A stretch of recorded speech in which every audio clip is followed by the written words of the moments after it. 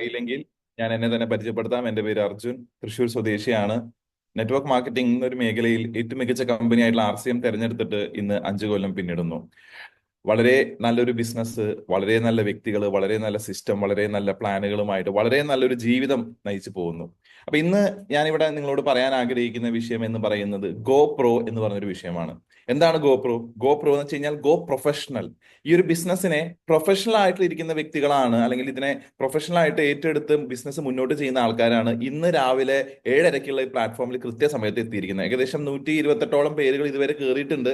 അതിന്റെ അർത്ഥം ഇതിനൊരു പ്രൊഫഷണൽ ആയിട്ട് കാണുന്ന ആൾക്കാരാണ്. അപ്പൊ നിങ്ങളോട് ഇത് എങ്ങനെ പ്രൊഫഷണൽ ആയിട്ട് ചെയ്യണം എന്ന് പറഞ്ഞേണ്ട ആവശ്യമൊന്നുമില്ല. പക്ഷെ എന്നിരുന്നാൽ പോലും ചില കാര്യങ്ങൾ ചിലപ്പോൾ നമ്മൾ പുതിയതായിട്ട് വേറൊരു വ്യക്തി പറഞ്ഞ് കേൾക്കുമ്പോഴായിരിക്കും നമുക്ക് അതിനെ ഒന്നും കൂടി ഉൾക്കൊള്ളാൻ സാധിക്കുക, അല്ലെ? ഓൾറെഡി നമുക്ക് അറിയുന്ന കാര്യങ്ങളാണ്, ഓൾറെഡി നമ്മൾ ഒരുപാട് പേര് നമ്മളോട് പറഞ്ഞു തന്നിട്ടുണ്ട്, ക്ലാസ്സുകളിൽ കേട്ടിട്ടുണ്ട്. പക്ഷെ ചില കാര്യങ്ങൾ ചില വ്യക്തികൾ പറയുമ്പോഴായിരിക്കും നമ്മുടെ ഉള്ളിലേക്ക് ഒന്നും കൂടി തറച്ചു കയറുക.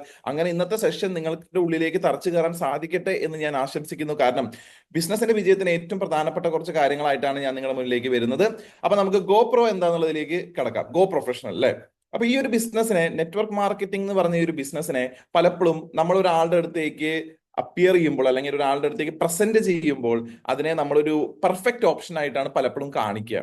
പക്ഷെ സത്യം പറഞ്ഞാൽ നെറ്റ്വർക്ക് മാർക്കറ്റിംഗ് എന്ന് പറയുന്നത് ഒരു പെർഫെക്റ്റ് ഓപ്ഷൻ അല്ല, ഒരു ബെറ്റർ ഓപ്ഷൻ ആണ്, അല്ലെ? ആ ബെറ്റർ ഓപ്ഷൻ ആണെന്നുള്ളത് മനസ്സിലാക്കി കൊടുക്കുമ്പോഴാണ് ഏതൊരു വ്യക്തിയും നമ്മുടെ കൂടെ വരുന്നത്. അത് എങ്ങനെയെന്നുള്ളത് നമുക്ക് ഒരാൾക്ക് കൺവിൻസ് ചെയ്ത് കൊടുക്കണമെങ്കിൽ ഇപ്പോ സമൂഹത്തിൽ ഉള്ള ജോലികൾ എന്താണ്, ഓപ്പർച്യൂണിറ്റീസ് എന്താണ്, അവസരങ്ങൾ എന്താന്നുള്ളത് നമ്മൾ അറിഞ്ഞിരിക്കണം. അതിൽ ഏറ്റവും ആദ്യത്തെ അവസരമാണ് ബ്ലൂ കോളർ ജോബുകൾ.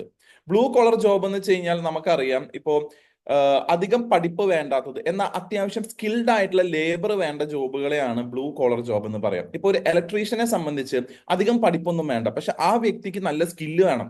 എന്നാലാണ് കൃത്യസമയത്ത് കാര്യങ്ങൾ, വയറിംഗ് ആയിക്കോട്ടെ അല്ലെങ്കിൽ എവിടെയെങ്കിലും ഫ്യൂസ് പോയതായിക്കോട്ടെ, ഇതൊക്കെ അവർക്ക് ചെയ്യാൻ സാധിക്കുള്ളൂ. ഇപ്പൊ KCBയിൽ ഒരു ജോബ്, അതെന്താണ്?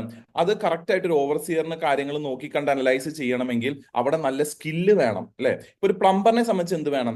അവിടെ നല്ല സ്കില്ല് വേണം. അപ്പൊ ബ്ലൂ കോളർ ജോബ് എന്ന് വെച്ച് കഴിഞ്ഞാൽ നമ്മുടെ മാനുവൽ വർക്ക് എവിടെയാണോ ഡിമാൻഡ് ചെയ്യുന്നത് അതിനൊക്കെ നമുക്ക് ബ്ലൂ കോളർ ജോബ് ആയിട്ട് പറയാൻ പറ്റും. ഇപ്പോൾ പെയിന്റ് അടിക്കുക എന്ന് പറയുന്നത് വളരെ ബുദ്ധിമുട്ടുള്ള ഒരു കാര്യമാണ്. കാരണം എന്താ, ഒരു 4-5 സ്റ്റോറി ബിൽഡിങ്ങിന്റെ അവിടെ നമ്മൾ കറക്റ്റ് ആയിട്ട് ഒരു ലാഡർ ഒക്കെ കെട്ടിയിട്ട് അതിന്റെ മേലെ നിന്ന് വെയിലത്ത് അടിക്കണം. അതൊരു സ്കിൽഡ് ലേബർ ആണ്. പക്ഷെ ഒരിക്കലും അത് ഒരു എഫേർട്ട്, നമ്മൾ ഇടുന്ന എഫേർട്ടിനേക്കാളും കൂടുതൽ ഒരു വരുമാനം പലപ്പോഴും അവിടെ കിട്ടുന്നില്ല. റിസ്ക് വളരെ കൂടുതലാണ്.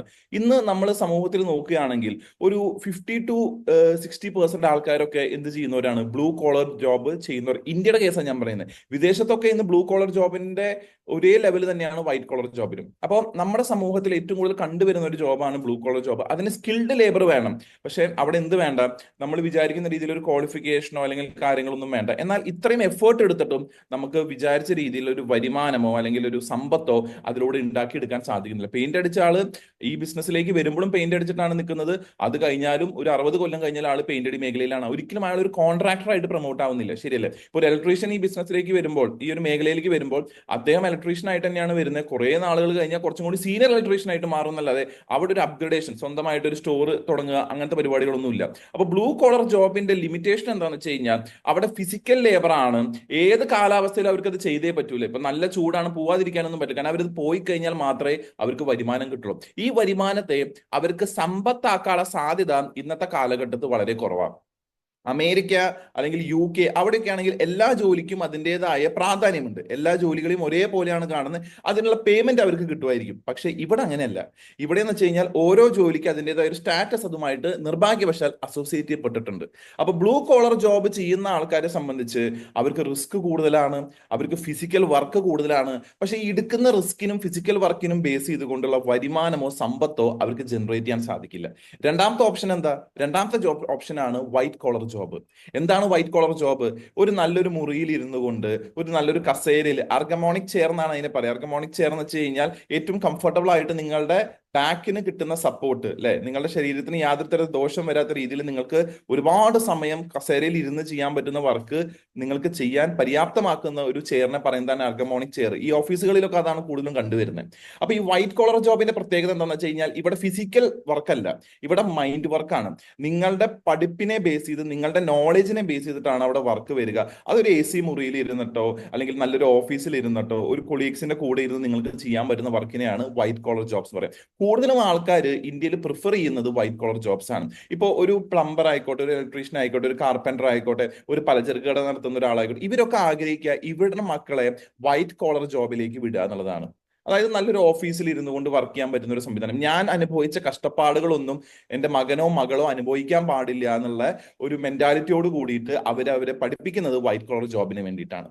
വൈറ്റ് കോളർ ജോബ് തീർച്ചയായിട്ടും നല്ലൊരു സംഭവം തന്നെയാണ്, നല്ലൊരു അവസരം തന്നെയാണ്. കാരണം ഒരു വ്യക്തിയുടെ ജീവിതത്തിലേക്ക് അച്ചടക്കം വരും. കൃത്യസമയത്ത് ഓഫീസിലേക്ക് എത്തുന്നു, കൃത്യസമയത്ത് അവിടെ നിന്ന് ഇറങ്ങുന്നു, എല്ലാത്തിനും ഒരു ചിട്ടയും കാര്യങ്ങളൊക്കെ വരുമെങ്കിൽ പോലും അവിടെ പലപ്പോഴും ഇടുന്ന എഫേർട്ടിനനുസരിച്ചിട്ടുള്ള ഒരു വരുമാനമോ അല്ലെങ്കിൽ ഒരു സമ്പത്തായിട്ട് അതിനെ മാറ്റിയെടുക്കാൻ സാധിക്കുന്നില്ല എന്നുള്ളതാണ് സത്യം.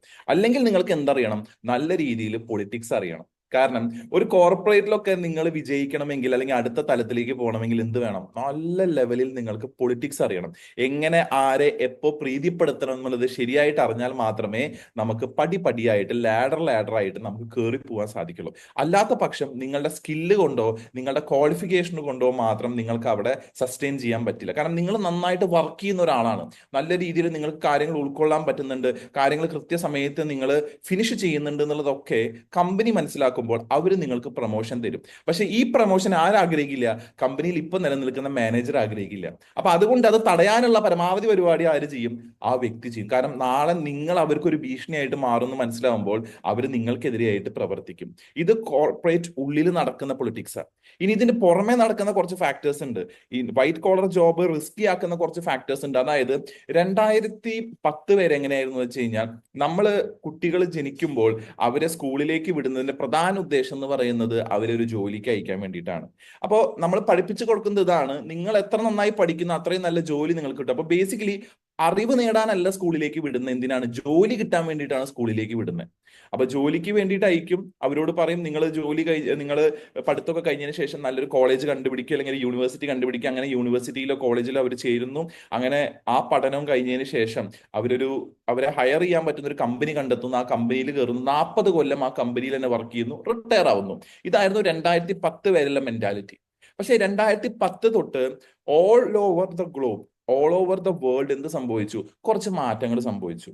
എന്താണ് മാറ്റങ്ങൾ? എക്കണോമിക്കലി കുറച്ച് മാറ്റങ്ങൾ സംഭവിച്ചു. ചില സ്ഥലങ്ങളിൽ ട്രേഡിംഗ് തകർന്നു പോയി, ചില സ്ഥലങ്ങളിൽ എക്കണോമിക് ഡിഫറൻസുകൾ വന്നു, മണിയുടെ മൂല്യം മാറി. അങ്ങനെ പല കേസുകളും വന്നപ്പോൾ ഒരു കമ്പനിയിൽ സ്ഥിരമായിട്ട് നിൽക്കുക എന്ന് പറയുന്നത് റിസ്കി ആയിട്ടുള്ള ഒരു കാര്യമാണെന്ന് ജനങ്ങൾ മനസ്സിലാക്കിയപ്പോൾ എന്ത് ചെയ്തു? ബാക്കി കാര്യങ്ങളൊക്കെ സിമിലർ ആണ്. നമ്മൾ സ്കൂളിൽ പോകുന്നു, ജോലി കിട്ടാൻ വേണ്ടിയിട്ട് അങ്ങനെ ഒരു കമ്പനീനെ കണ്ടുപിടിക്കുന്നു, ആ കമ്പനിയിലേക്ക് കയറുന്നു. പക്ഷേ ആ കമ്പനിയിൽ തന്നെ 40 കൊല്ലം നിൽക്കില്ല. പകരം എന്ത് ചെയ്യും? ഓരോ 3-5 കൊല്ലം കൂടുമ്പോൾ ഈ കമ്പനി മാറി വേറെ കമ്പനിയിലേക്ക് പോകും, ആ കമ്പനി മാറി വേറെ കമ്പനിയിലേക്ക് പോകും. അങ്ങനെ ചാടി ചാടി 40 കൊല്ലം തികയ്ക്കുന്നു. 40 കൊല്ലം കഴിഞ്ഞാൽ റിട്ടയർമെന്റ്. ഇതായിരുന്നു 2010 തൊട്ട് 2020 വരെയുള്ള മനോഭാവം. പക്ഷെ 2020 കഴിഞ്ഞപ്പോ കോവിഡ് വന്നതിന് ശേഷം കമ്പനികൾക്ക് ഒരു കാര്യം മനസ്സിലായി: ഇനി ജനങ്ങൾ അവർക്ക് വേണ്ടി വർക്ക് ചെയ്യാൻ അവർക്ക് ഓഫീസും വേണ്ട, ഇലക്ട്രിസിറ്റിയും വേണ്ട, ഫാനും വേണ്ട, അവർക്ക് എന്താ പറയുക ക്യൂബിക്കിൾസും വേണ്ട, അവർക്ക് AC യും വേണ്ട, അവർക്ക് വേറെ വർക്ക് ഫെയർ വേണ്ട, ഓഫീസിൽ നിന്ന് ഇതുവരെ വരാനുള്ള കാശും കാര്യങ്ങളൊന്നും അവർക്ക് വേണ്ട.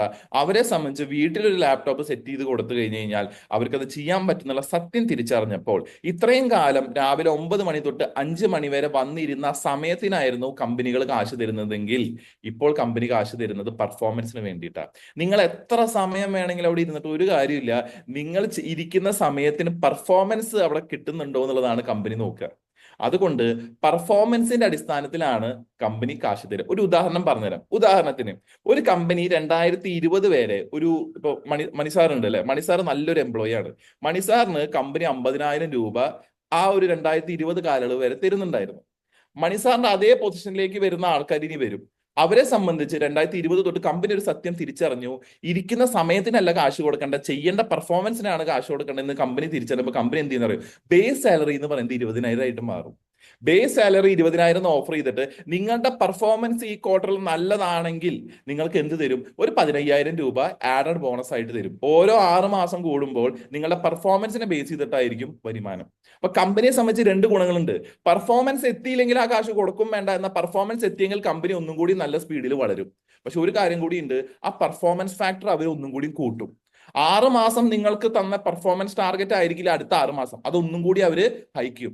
ബാങ്കുകളിലൊക്കെ നടക്കുന്നത് ഈ സംവിധാനമാണ്. ബാങ്കുകളിൽ ഇപ്പൊ HDFC ബാങ്കോ ആക്സിസ് ബാങ്കോ എല്ലാം എടുത്തു നോക്കി എല്ലാ ബാങ്കുകാരും എന്ത് കൊടുക്കും? ടൂറുകൾ കൊടുക്കും. ഓരോ കൊല്ലം പുതിയ പുതിയ സ്ഥലങ്ങളിൽ വിദേശ രാജ്യങ്ങളിൽ ടൂർ കൊടുക്കും. പക്ഷേ ഓരോ കൊല്ലവും സെയിം ടാർഗറ്റ് ആയിരിക്കില്ല. ടാർഗറ്റ് കൂട്ടി കൂട്ടി കൂട്ടി കൊണ്ടുപോകും. അപ്പൊ കമ്പനീനെ സംബന്ധിച്ച് എന്താ? വളർച്ച വരും. ടാർഗറ്റ് അറ്റൈൻ ചെയ്തില്ലെങ്കിൽ ടൂർ കൊടുക്കണ്ട. ടാർഗറ്റ് അറ്റൈൻ ചെയ്താലോ അടുത്ത ടൂറിലേക്കുള്ള ടാർഗറ്റ് അവർ ഒന്നും കൂടി കൂട്ടി വെക്കും. കാരണം അവർക്ക് മനസ്സിലാവും ഒരു 11 ലക്ഷമോ 10 ലക്ഷമോ കൊണ്ടുവരാൻ പറ്റുന്ന ഒരാളാണ് ഇയാളെങ്കിൽ ഇയാൾക്ക് തീർച്ചയായിട്ടും 15 ലക്ഷം കൊണ്ടുവരാൻ പറ്റും. അപ്പൊ ശരിക്കും പറഞ്ഞാൽ അവിടെ കറവയാണ് നടക്കുന്നത്. കറന്ന് കറന്ന് കറന്ന് കറന്ന് എടുക്കും. കമ്പനിയുടെ ലാഭത്തിന്റെ 2% ഒക്കെയാണ് ആർക്ക് വേണ്ടി സ്പെൻഡ് ചെയ്യുന്നത്? ഈ പറഞ്ഞ എംപ്ലോയ്ക്ക് വേണ്ടി സ്പെൻഡ് ചെയ്യുന്നത്. പക്ഷെ എംപ്ലോയ്ക്ക് എന്ത് തോന്നും? ഇന്നേ വരെ ജീവിതത്തിൽ കിട്ടാത്ത ഇത്രയും വലിയ സൗഭാഗ്യം കമ്പനി തരുന്നുണ്ടല്ലോ, ഈ കമ്പനിക്ക് ഞാൻ ഒന്നും കൂടി നന്നായി കൊടുക്കണമല്ലോ എന്നുള്ള ഒരു മെന്റാലിറ്റിയോട് കൂടിയിട്ട് ഈ എംപ്ലോയി വീണ്ടും വീണ്ടും വീണ്ടും വർക്ക് ചെയ്ത് 40 കൊല്ലം ആളുടെ തീർക്കും. ഇതാണ് വൈറ്റ് കോളർ ജോബ് ചെയ്തുകൊണ്ടിരിക്കുന്ന ക്രൂരത. ഇത് തിരിച്ചറിയാൻ നിർഭാഗ്യവശ നമുക്ക് ഒരുപാട് സമയമെടുക്കുന്നുണ്ട് എന്നുള്ളതാണ് സത്യം. എല്ലാ ജോലികളും ഇങ്ങനെയാണെന്ന് ഞാൻ പറയുന്നില്ല. പക്ഷേ ഇന്ന് നമ്മൾ വളരാൻ ആഗ്രഹിക്കുന്ന ഒരു മനോഭാവത്തോട് കൂടിയിട്ടാണ് പോകുന്നതെങ്കിൽ നമുക്ക് വളർച്ചയല്ല വരിക, മുരടിപ്പാണ് വരിക. മാനസികമായിട്ടും ശാരീരികമായിട്ടും നമ്മുടെ സാമ്പത്തികമായിട്ടും നമുക്ക് മുരടിച്ചയാണ് വരുന്നത്, വളർച്ചയല്ല വരുന്നത്. കാരണം ഇന്നത്തെ ജീവിത നിലവാരത്തിനൊപ്പമുള്ള ഒരു വരുമാനമല്ല നമുക്ക് കിട്ടുന്നത് എന്നുള്ള സത്യം നമ്മൾ മനസ്സിലാക്കി കഴിഞ്ഞാൽ അത്രയും നല്ലത്. അപ്പൊ ബ്ലൂ കോളർ ജോബിനെ പറ്റി ഞാൻ പറഞ്ഞു. നമ്മൾ ഏറ്റവും കൂടുതൽ ആഗ്രഹിച്ച് കുട്ടികളെ വിടുന്ന വൈറ്റ് കോളർ ജോബിനെ പറ്റിയിട്ടും പറഞ്ഞു. ഇനി എന്താ ബാക്കിയുള്ളത്? ഇനിയുള്ളതാണ് ഇത് രണ്ടും ഇല്ല. ഓക്കെ, എനിക്ക് എന്റെ തന്നെ ബോസ് ആയാൽ മതി, അല്ലെങ്കിൽ എനിക്ക് എന്റെ പെർഫോമൻസിനെ ബേസ് ചെയ്തിട്ട് മാത്രം വരുമാനം ഉണ്ടാക്കിയാൽ മതിയെങ്കിൽ there is a better option for you. അതാണ് sales. Wonderful option, no doubt about that.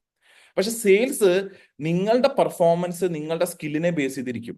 നിങ്ങൾ എത്ര നന്നായിട്ട് സെയിൽ ചെയ്യുന്നു അത്രത്തോളം നിങ്ങൾക്ക് കമ്മീഷൻ ഉണ്ടാക്കാൻ സാധിക്കും.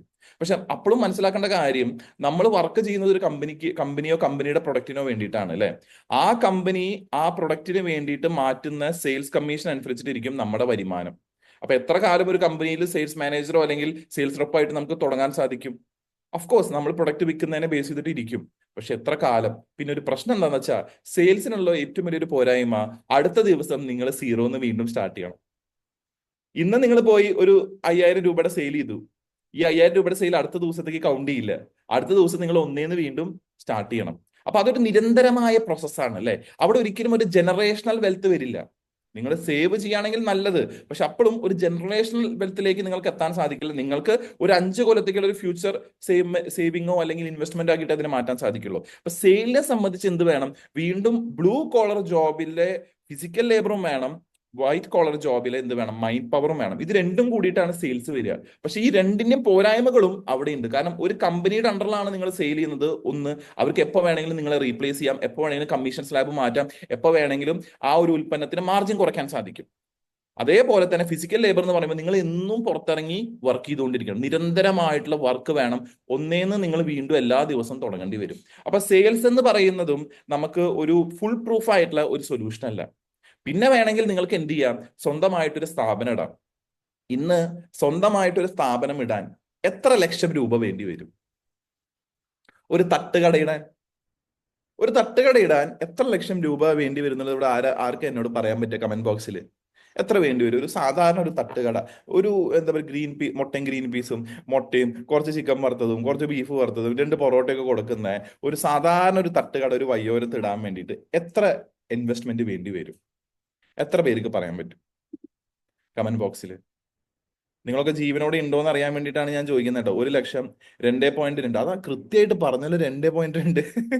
അങ്ങനെ കൃത്യമായിട്ട് പറയുന്നത് 10 ലക്ഷം, 1.5, 2 ലക്ഷം, 1.5 ലക്ഷം. ആ, ഓക്കെ. അപ്പൊ ഏകദേശം 1.5 തൊട്ട് 2 ലക്ഷം വരെ അല്ലെ. ഇനി എന്റെ ചോദ്യം ഇതാണ്, ഇവിടെ ഇരിക്കുന്ന എത്ര പേർക്ക് തട്ടുകട ഇടാൻ പറ്റും? ഇപ്പോഴത്തെ നിങ്ങളുടെ ഒരു ഫിനാൻഷ്യൽ സ്റ്റാറ്റസ് വെച്ചിട്ട് എത്ര പേർക്ക് തട്ടുകട ഇടാൻ പറ്റും? അതാണ് ചോദ്യം. അത് നിങ്ങൾ ടൈപ്പ് ചെയ്യണ്ട, നിങ്ങൾ കമന്റ് ചെയ്യണ്ട. പക്ഷെ ഞാൻ പറഞ്ഞതിന്റെ പൊരുൾ നിങ്ങൾക്ക് മനസ്സിലായല്ലോ. ഒരു തട്ടുകട ഇടാൻ വേണ്ടിയിട്ട് വരെ നമ്മുടെ കയ്യിൽ മൂലധനം ഇല്ലാത്ത ഒരു സമയത്താണ്, ഒരു എക്കണോമിക് ഡിപ്രഷനിലാണ് നമ്മൾ നിൽക്കുന്നത്.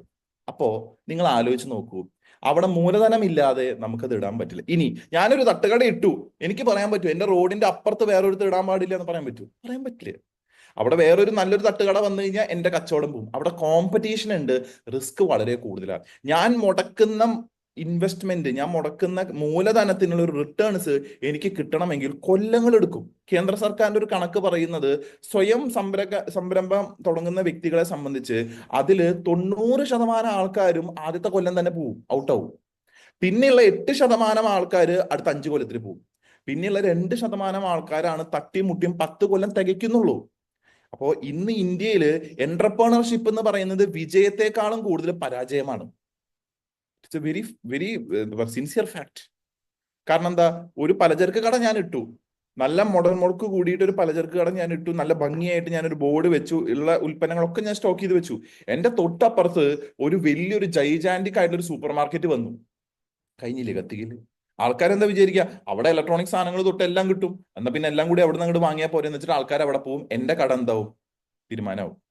അപ്പൊ ഇതാണ് ഇന്നൊരു ഒരു ഒരു എന്താ പറയുക, ബിസിനസ് ആയിട്ട്, ഒരു ട്രഡീഷണൽ ബിസിനസ് ആയിട്ട് ചെയ്താൽ ഉണ്ടാവുന്ന ഒരു പ്രശ്നം. അപ്പൊ അതും നടക്കില്ല. അപ്പൊ ബ്ലൂ കോളർ ജോബ് സേഫ് അല്ല, വൈറ്റ് കോളർ ജോബ് സേഫ് അല്ല, സെയിൽസ് സേഫ് അല്ല. പിന്നെയുള്ളതാണ് സ്വന്തമായിട്ട് ഒരു കടയിടുക എന്നുള്ളത്, അതും സേഫ് അല്ല. നിങ്ങൾ എത്ര നല്ല സർവീസ് കൊടുത്താലും, എത്ര നല്ല കസ്റ്റമർ ലോയൽറ്റി മെയിൻറ്റെയിൻ ചെയ്താലും, നിങ്ങളുടെ ഓപ്പോസിറ്റ് ഒരു കോമ്പറ്റീറ്റർ വരില്ല എന്നുള്ളത് നിങ്ങൾക്ക് ഒരിക്കലും പറയാൻ പറ്റില്ല. വരും. ഞാൻ ജംഗ്ഷനിൽ ഒരു ബേക്കറി തുടങ്ങി കഴിഞ്ഞാൽ അവിടെ 4-5 ബേക്കറി വരും. ഇപ്പൊ ഞാനൊരു ഉദാഹരണം പറഞ്ഞുതരാം. എന്റെ വീടിന്ന് എന്റെ അമ്മൂമ്മയുടെ വീട്ടിലേക്ക് 2.5 കിലോമീറ്റർ ദൂരമുണ്ട്. ഈ 2.5 കിലോമീറ്റർ ചുറ്റളവില് 8 ബേക്കറികൾ ഉണ്ട്. നിങ്ങൾ ആലോചിച്ച് നോക്കൂ, 8 ബേക്കറികൾ. അവിടെ ഒരാളെ ബേക്കറി നടത്തിയെന്ന് വെച്ചാൽ അയാളുടെ പ്രോഫിറ്റ് എന്തായിരിക്കും? ആ പ്രോഫിറ്റ് ആണ് ഇന്ന് എന്താവുന്നത്, ഈ 8 ബേക്കറിയിലേക്ക് സ്പ്ലിറ്റ് ആയിട്ട് വരുന്നത്. കച്ചവടം എത്ര കാലം ഈ 8 പേർക്ക് കൊണ്ടുപോകാൻ പറ്റും എന്നുള്ളത് എനിക്ക് അറിയില്ല. പക്ഷെ അധികം വൈകാതെ തന്നെ പൂട്ടും. കാരണം എന്താ, ഇനിയും ചിലപ്പോൾ 2 ബേക്കറി വരും. അതിൽ പാർക്കിംഗ് ആർക്കാണോ കൂടുതൽ അവിടെ ആൾക്കാർ കൂടുതൽ പോകും. പാർക്കിംഗ് കുറവുള്ള ബേക്കറി അടച്ചു പൂട്ടും.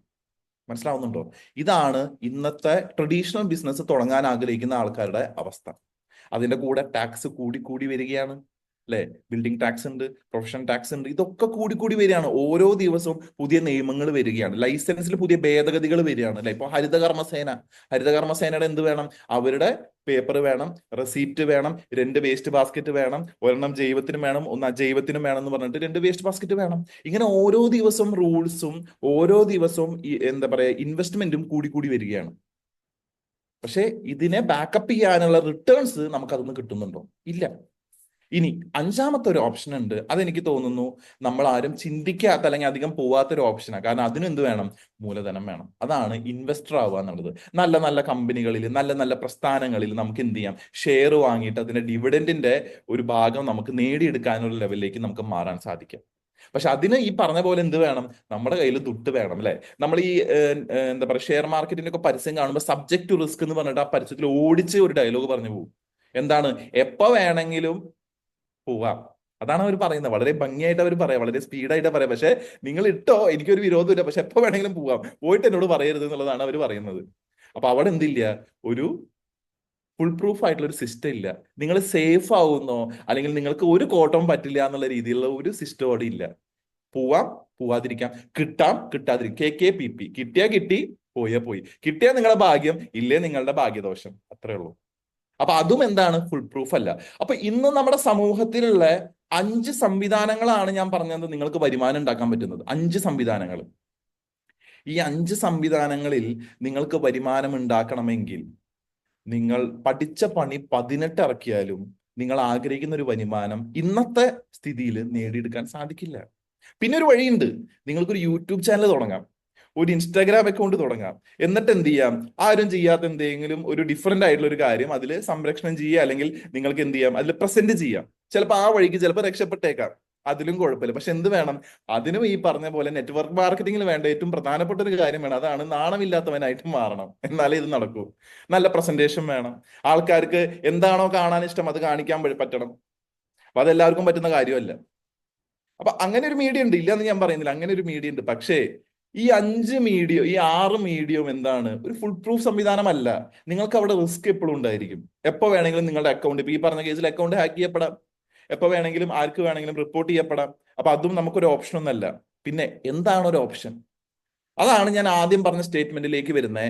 Network marketing is not perfect ആണെന്നൊന്നും ഒരു അവകാശവാദം ഇവിടെയും പറയുന്നില്ല. പക്ഷേ ഈ 6 സംവിധാനത്തെക്കാളും മികച്ച അവസരം നെറ്റ്വർക്ക് മാർക്കറ്റിംഗ് എന്ന് പറഞ്ഞ പ്രസ്ഥാനം നിങ്ങൾക്ക് തരുന്നുണ്ട്. ക്വാളിഫിക്കേഷന്റെ ഒരാവശ്യവും നമുക്കില്ല. സ്കിൽഡ് ആണോ എന്ന് ഒരാളും നിങ്ങളോട് ചോദിക്കില്ല. കാരണം ഇതിൽ വന്നിട്ട് എന്ത് ചെയ്യാം, നിങ്ങൾക്ക് സ്കിൽഡ് ആയിട്ട് മാറാം. അതിനുള്ള ട്രെയിനിങ്, അതിനുള്ള മീറ്റിംഗ്, അതിനുള്ള എന്താ പറയുക ഓറിയന്റേഷൻ പ്രോഗ്രാമുകൾ കമ്പനി തികച്ചും ഫ്രീ ഓഫ് കോസ്റ്റ് ആയിട്ട് നിങ്ങൾക്ക് തരുന്നുണ്ട്. അപ്പൊ അതിനെ പറ്റിയിട്ട് നമ്മൾ ചിന്തിക്കേണ്ട ആവശ്യമില്ല. പിന്നെ എന്താണ് വേണ്ടത്? പിന്നെ നമുക്ക് ഇതിൽ ഇൻവെസ്റ്റ്മെന്റ് വേണോ? ഒരു തരത്തിലുള്ള ഇൻവെസ്റ്റ്മെന്റും വേണ്ട. നമ്മുടെ വീട്ടിലേക്ക് ഉപയോഗിക്കേണ്ട ഉൽപ്പന്നങ്ങൾ നമുക്ക് എന്താണോ വേണ്ടത് തെരഞ്ഞെടുത്ത് വാങ്ങാന്നുള്ള ഒരു ഇൻവെസ്റ്റ്മെന്റ് മാത്രമേ നമുക്കുള്ളൂ. ഒരു ഇൻവെസ്റ്റ്മെന്റ് അല്ല, അതൊരു അസറ്റ് ആണ്. കാരണം പുറമെയുള്ള മാർക്കറ്റിനേക്കാളും നേരിയ കുറഞ്ഞ നിലയ്ക്ക് നമുക്ക് സാധനം കിട്ടുന്നുണ്ട്. That is an added bonus. Discount റേറ്റിന് കിട്ടുന്നുണ്ട്. ഇത് ഒന്നും കൂടാതെ ഫ്രീ പ്രൊഡക്റ്റ് നമുക്ക് തരുന്നുണ്ട്. പിന്നെന്ത് കിട്ടുന്നുണ്ട്? പിന്നെ നമ്മളെ സംബന്ധിച്ച് ഇതിൽ റിസ്ക് ഒന്നുമില്ല. എന്താ റിസ്ക്? ഒരു റിസ്കും ഇല്ല. നമുക്കിത് ചെയ്യാം, ചെയ്യാതിരിക്കാം. സെയിൽസ് ആയിട്ട് ചെയ്യണോ, സെയിൽസ് ആയിട്ട് ചെയ്യാം. ബിസിനസ് ആയിട്ട് ചെയ്യണോ, ബിസിനസ് ആയിട്ട് ചെയ്യാം. ഇഷ്ടപ്പെട്ട ആൾക്കാരോട് പറയണോ, പറയാതിരിക്കാം. അതൊക്കെ നിങ്ങളുടെ ഇഷ്ടമാണ്. ഇവിടെ നിങ്ങൾക്ക് യാതൊരു തരത്തിലുള്ള ബോസും ഇല്ല. അലാറം വെച്ച് എവിടേക്കെങ്കിലും രാവിലെ എണീറ്റ് ഓടേണ്ട ആവശ്യമില്ല. You are completely free. You have time freedom, money freedom, people freedom. അല്ലെ? എന്താ പീപ്പിൾ ഫ്രീഡം? ഏത് വ്യക്തിയോട് ഞാൻ സംസാരിക്കണം എന്നുള്ളതാണ് പീപ്പിൾ ഫ്രീഡം. ഞാനൊരു ഓഫീസിൽ പോയി കഴിഞ്ഞാൽ നിർബന്ധിതനായിട്ട് എനിക്ക് ഇഷ്ടപ്പെടാത്ത ആൾക്കാരോട് ഞാൻ സംസാരിക്കേണ്ടി വരും. അത് പീപ്പിൾ ഫ്രീഡം അല്ല. പക്ഷെ ഇവിടെ എന്തുണ്ട്? പീപ്പിൾ ഫ്രീഡം ഉണ്ട്. അല്ലെ? ഇതൊക്കെ എവിടെ കിട്ടും? നെറ്റ്വർക്ക് മാർക്കറ്റിംഗിൽ കിട്ടും. പക്ഷേ ഏതൊരു കാര്യവും ഒരുപാട് ഓഫറുകളായിട്ട് വരുമ്പോൾ അതിന്റെ പിന്നിൽ എന്തുണ്ടാവും? ചെറിയൊരു കൊളത്തുണ്ടാവും. ചെറിയൊരു ഒരു ഒരു ഒരു എന്തോ ഒരു നമ്മൾ പറയില്ല, സ്റ്റാറ്റ്യൂച്ചറി വാണിംഗ് എന്ന് പറയില്ലേ, അതുണ്ടാവും. ഇതിൽ അങ്ങനെ ഒരു സ്റ്റാറ്റ്യൂട്ടറി വാണിംഗ് ഉണ്ട്. എന്താണെന്നറിയോ? ഈ ബിസിനസ് നിങ്ങൾ ചെയ്യണമെങ്കിൽ താൽക്കാലികമായിട്ട് മറ്റുള്ള ആൾക്കാരുടെ അവഗണന സ്വീകരിക്കാനുള്ള മനോഭാവം നിങ്ങൾ ഉണ്ടാക്കിയെടുത്തേ പറ്റൂ. അതാണ് ഇതിന്റെ സ്റ്റാറ്റ്യൂട്ടറി വാണിംഗ്. ഈ ബിസിനസ് തുടങ്ങുന്ന ഒരു വ്യക്തിയാണ് നിങ്ങളെങ്കിൽ തുടക്കകാലത്തിൽ ആൾക്കാർ നിങ്ങളെ ഒരുപാട് കളിയാക്കും, ഒരുപാട് നെഗറ്റീവ് പറയും, ഒരുപാട് അവഗണിക്കും. നിങ്ങൾ വരുമ്പോൾ നിങ്ങളൊരു പരിഹാസപാത്രമായിട്ട് മാറും. പക്ഷെ അതിനൊക്കെ എന്ത് വേണം? നിങ്ങൾ അക്സെപ്റ്റ് ചെയ്യാൻ റെഡി ആയിരിക്കണം. അതാണ് ഇതിൽ വരുന്ന സ്റ്റാറ്റ്യൂച്ചറി വാണിംഗ്. മനസ്സിലാവുന്നുണ്ടോ? ആ സ്റ്റാറ്റ്യൂച്ചറി വാണിംഗ് നിങ്ങൾ ഏറ്റെടുക്കാൻ റെഡി ആണെങ്കിൽ it is totally up to you. It is totally up to you. അതൊരു ബെറ്റർ ഓപ്ഷൻ ആണ് കമ്പയർ ടു ദിസ് 6 തിങ്സ്. ഈ പറഞ്ഞ 6 കാര്യത്തെക്കാളും നിങ്ങൾക്ക് എന്ത് ചെയ്യാൻ പറ്റും? ഇതിൽ ശോഭിക്കാൻ പറ്റും. ഒറ്റ കാര്യമേ ഉള്ളൂ.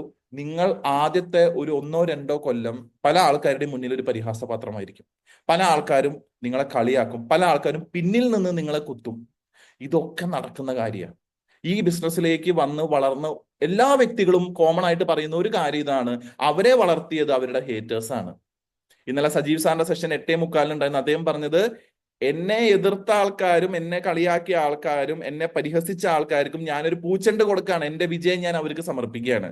അവരാണ് എന്നെ ഈ ലെവലിലേക്ക് എത്തിയത്. നിങ്ങൾ ഇനിയും കളിയാക്കൂ, ഇനിയും എന്നെ പരാമർശിക്കൂ, ഇനിയും എന്നെ എന്താ പറയാ നെഗറ്റീവായിട്ട് കാര്യങ്ങൾ പറയൂ, ഞാൻ റൂബി ആവട്ടെ എന്നുള്ളതാണ് ആര് പറഞ്ഞത്? സജീവ് സാർ ഇന്നലത്തെ സെഷൻ ക്ലോസ് ചെയ്തപ്പോ പറഞ്ഞത്. So network marketing is not a perfect option. Perfect ഒന്നല്ല, പക്ഷെ it is a better option. അതൊരു ബെറ്റർ ഓപ്ഷൻ ആണ്. നിങ്ങൾക്ക് കൈ പൊള്ളാതെ നിങ്ങളുടെ ജീവിതത്തിൽ ആഗ്രഹിച്ച കാര്യങ്ങളെ നേടിയെടുക്കാനുള്ള ഒരു ബെറ്റർ ഓപ്ഷൻ. പക്ഷെ ആ ബെറ്റർ ഓപ്ഷനിലേക്ക് നമ്മൾ കിടക്കുമ്പോൾ നമ്മൾ തിരിച്ചറിയേണ്ട കുറച്ച് കാര്യങ്ങളുണ്ട്. അവിടെയാണ് ഞാൻ പറഞ്ഞ ആദ്യത്തെ ഈ ടോപ്പിക്കിന്റെ മെയിൻ പേര് വരുന്നത്, ഗോപ്രോ. അങ്ങനെ കൈ പൊള്ളാതെ നിങ്ങൾ ഇതിൽ വിജയിക്കണമെങ്കിൽ എന്ത് വേണം? You have to be a professional. ഒരു പ്രൊഫഷണൽ ആയിട്ട് മാറണം. കാരണം ഈ ബിസിനസ്സിലേക്ക് ഒരു വ്യക്തി കടന്നു വരുമ്പോൾ തുടക്കത്തിൽ ഒരു 3-4 മാസം ആ വ്യക്തി ഒരു പോസർ ആയിരിക്കും. പോസർ, POSER, പോസർ.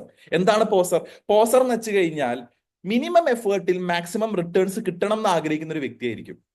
അവർക്ക് പ്ലാൻ കേൾക്കുന്നു, പ്ലാനിൽ ഇത്രയും വരുമാന സാധ്യത ഉണ്ടെന്ന് മനസ്സിലാക്കുന്നു, കാര്യങ്ങളൊക്കെ കേൾക്കുന്നു, ഇതിന്റെ ഉൽപ്പന്നങ്ങളുടെ റേഞ്ച് കേൾക്കുന്നു, കുറച്ച് ആൾക്കാരുടെ മുഖം അവരുടെ മനസ്സിൽ തെളിഞ്ഞു വരുന്നു. ഇവരുടെ ഉള്ളിൽ ഒരു അപാര ശുഭാപ്തി വിശ്വാസം ഉണ്ടാവും. ഇവര് പറയുന്ന 4 പേരും ബിസിനസ്സിൽ വരും തകൃതിയായിട്ട് ചെയ്യുന്നത്. അതിനെയാണ് പോസർ എന്ന് പറയാം. കുറച്ച് എഫേർട്ട് എടുക്കുള്ളൂ. അയൽവക്കത്തൊരു 4 പേരോട് പറയും, എന്നിട്ട് ഞാൻ റൂബി ആവാൻ വേണ്ടി കാത്തിരിക്കുന്ന ആൾക്കാരുണ്ട്, ഇനിയിപ്പോ പെട്ടെന്ന് ആയിക്കോളൂ എന്ന് വിചാരിക്കുന്ന ആൾക്കാർ. അതാണ് പോസർ മെന്റാലിറ്റി. പോസർ മെന്റാലിറ്റി എന്ന് വെച്ചാൽ തുടക്കത്തിൽ വരുമ്പോൾ എല്ലാവർക്കും ഉള്ളതാ. എനിക്കുണ്ടായിരുന്നു. ഞാൻ അരവിന്ദിനോട് പറഞ്ഞ് അരവിന്ദ് എന്റെ കൂടെ ചെയ്യും, അബുലിനോട് പറഞ്ഞ അബുൽ എന്റെ കൂടെ ചെയ്യും, ആൽബിൻ പറഞ്ഞ ആൽബിൻ ചെയ്യും, ആറ്റ്ലി പറഞ്ഞ ആറ്റ്ലി. ഞാൻ 4 പേര് 2 സൈഡിൽ പറഞ്ഞു, ഓക്കെ, ഐ ആം സെറ്റ്. അതാണ് പോസർ മെന്റാലിറ്റി.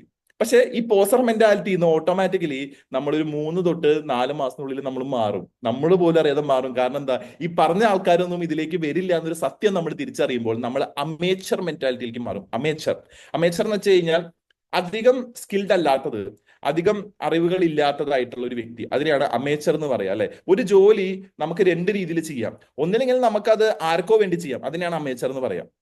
രണ്ടാമത്തതാണ് എനിക്ക് വേണ്ടി ചെയ്യുക, അതിനാണ് പ്രൊഫഷണൽ എന്ന് പറയാം.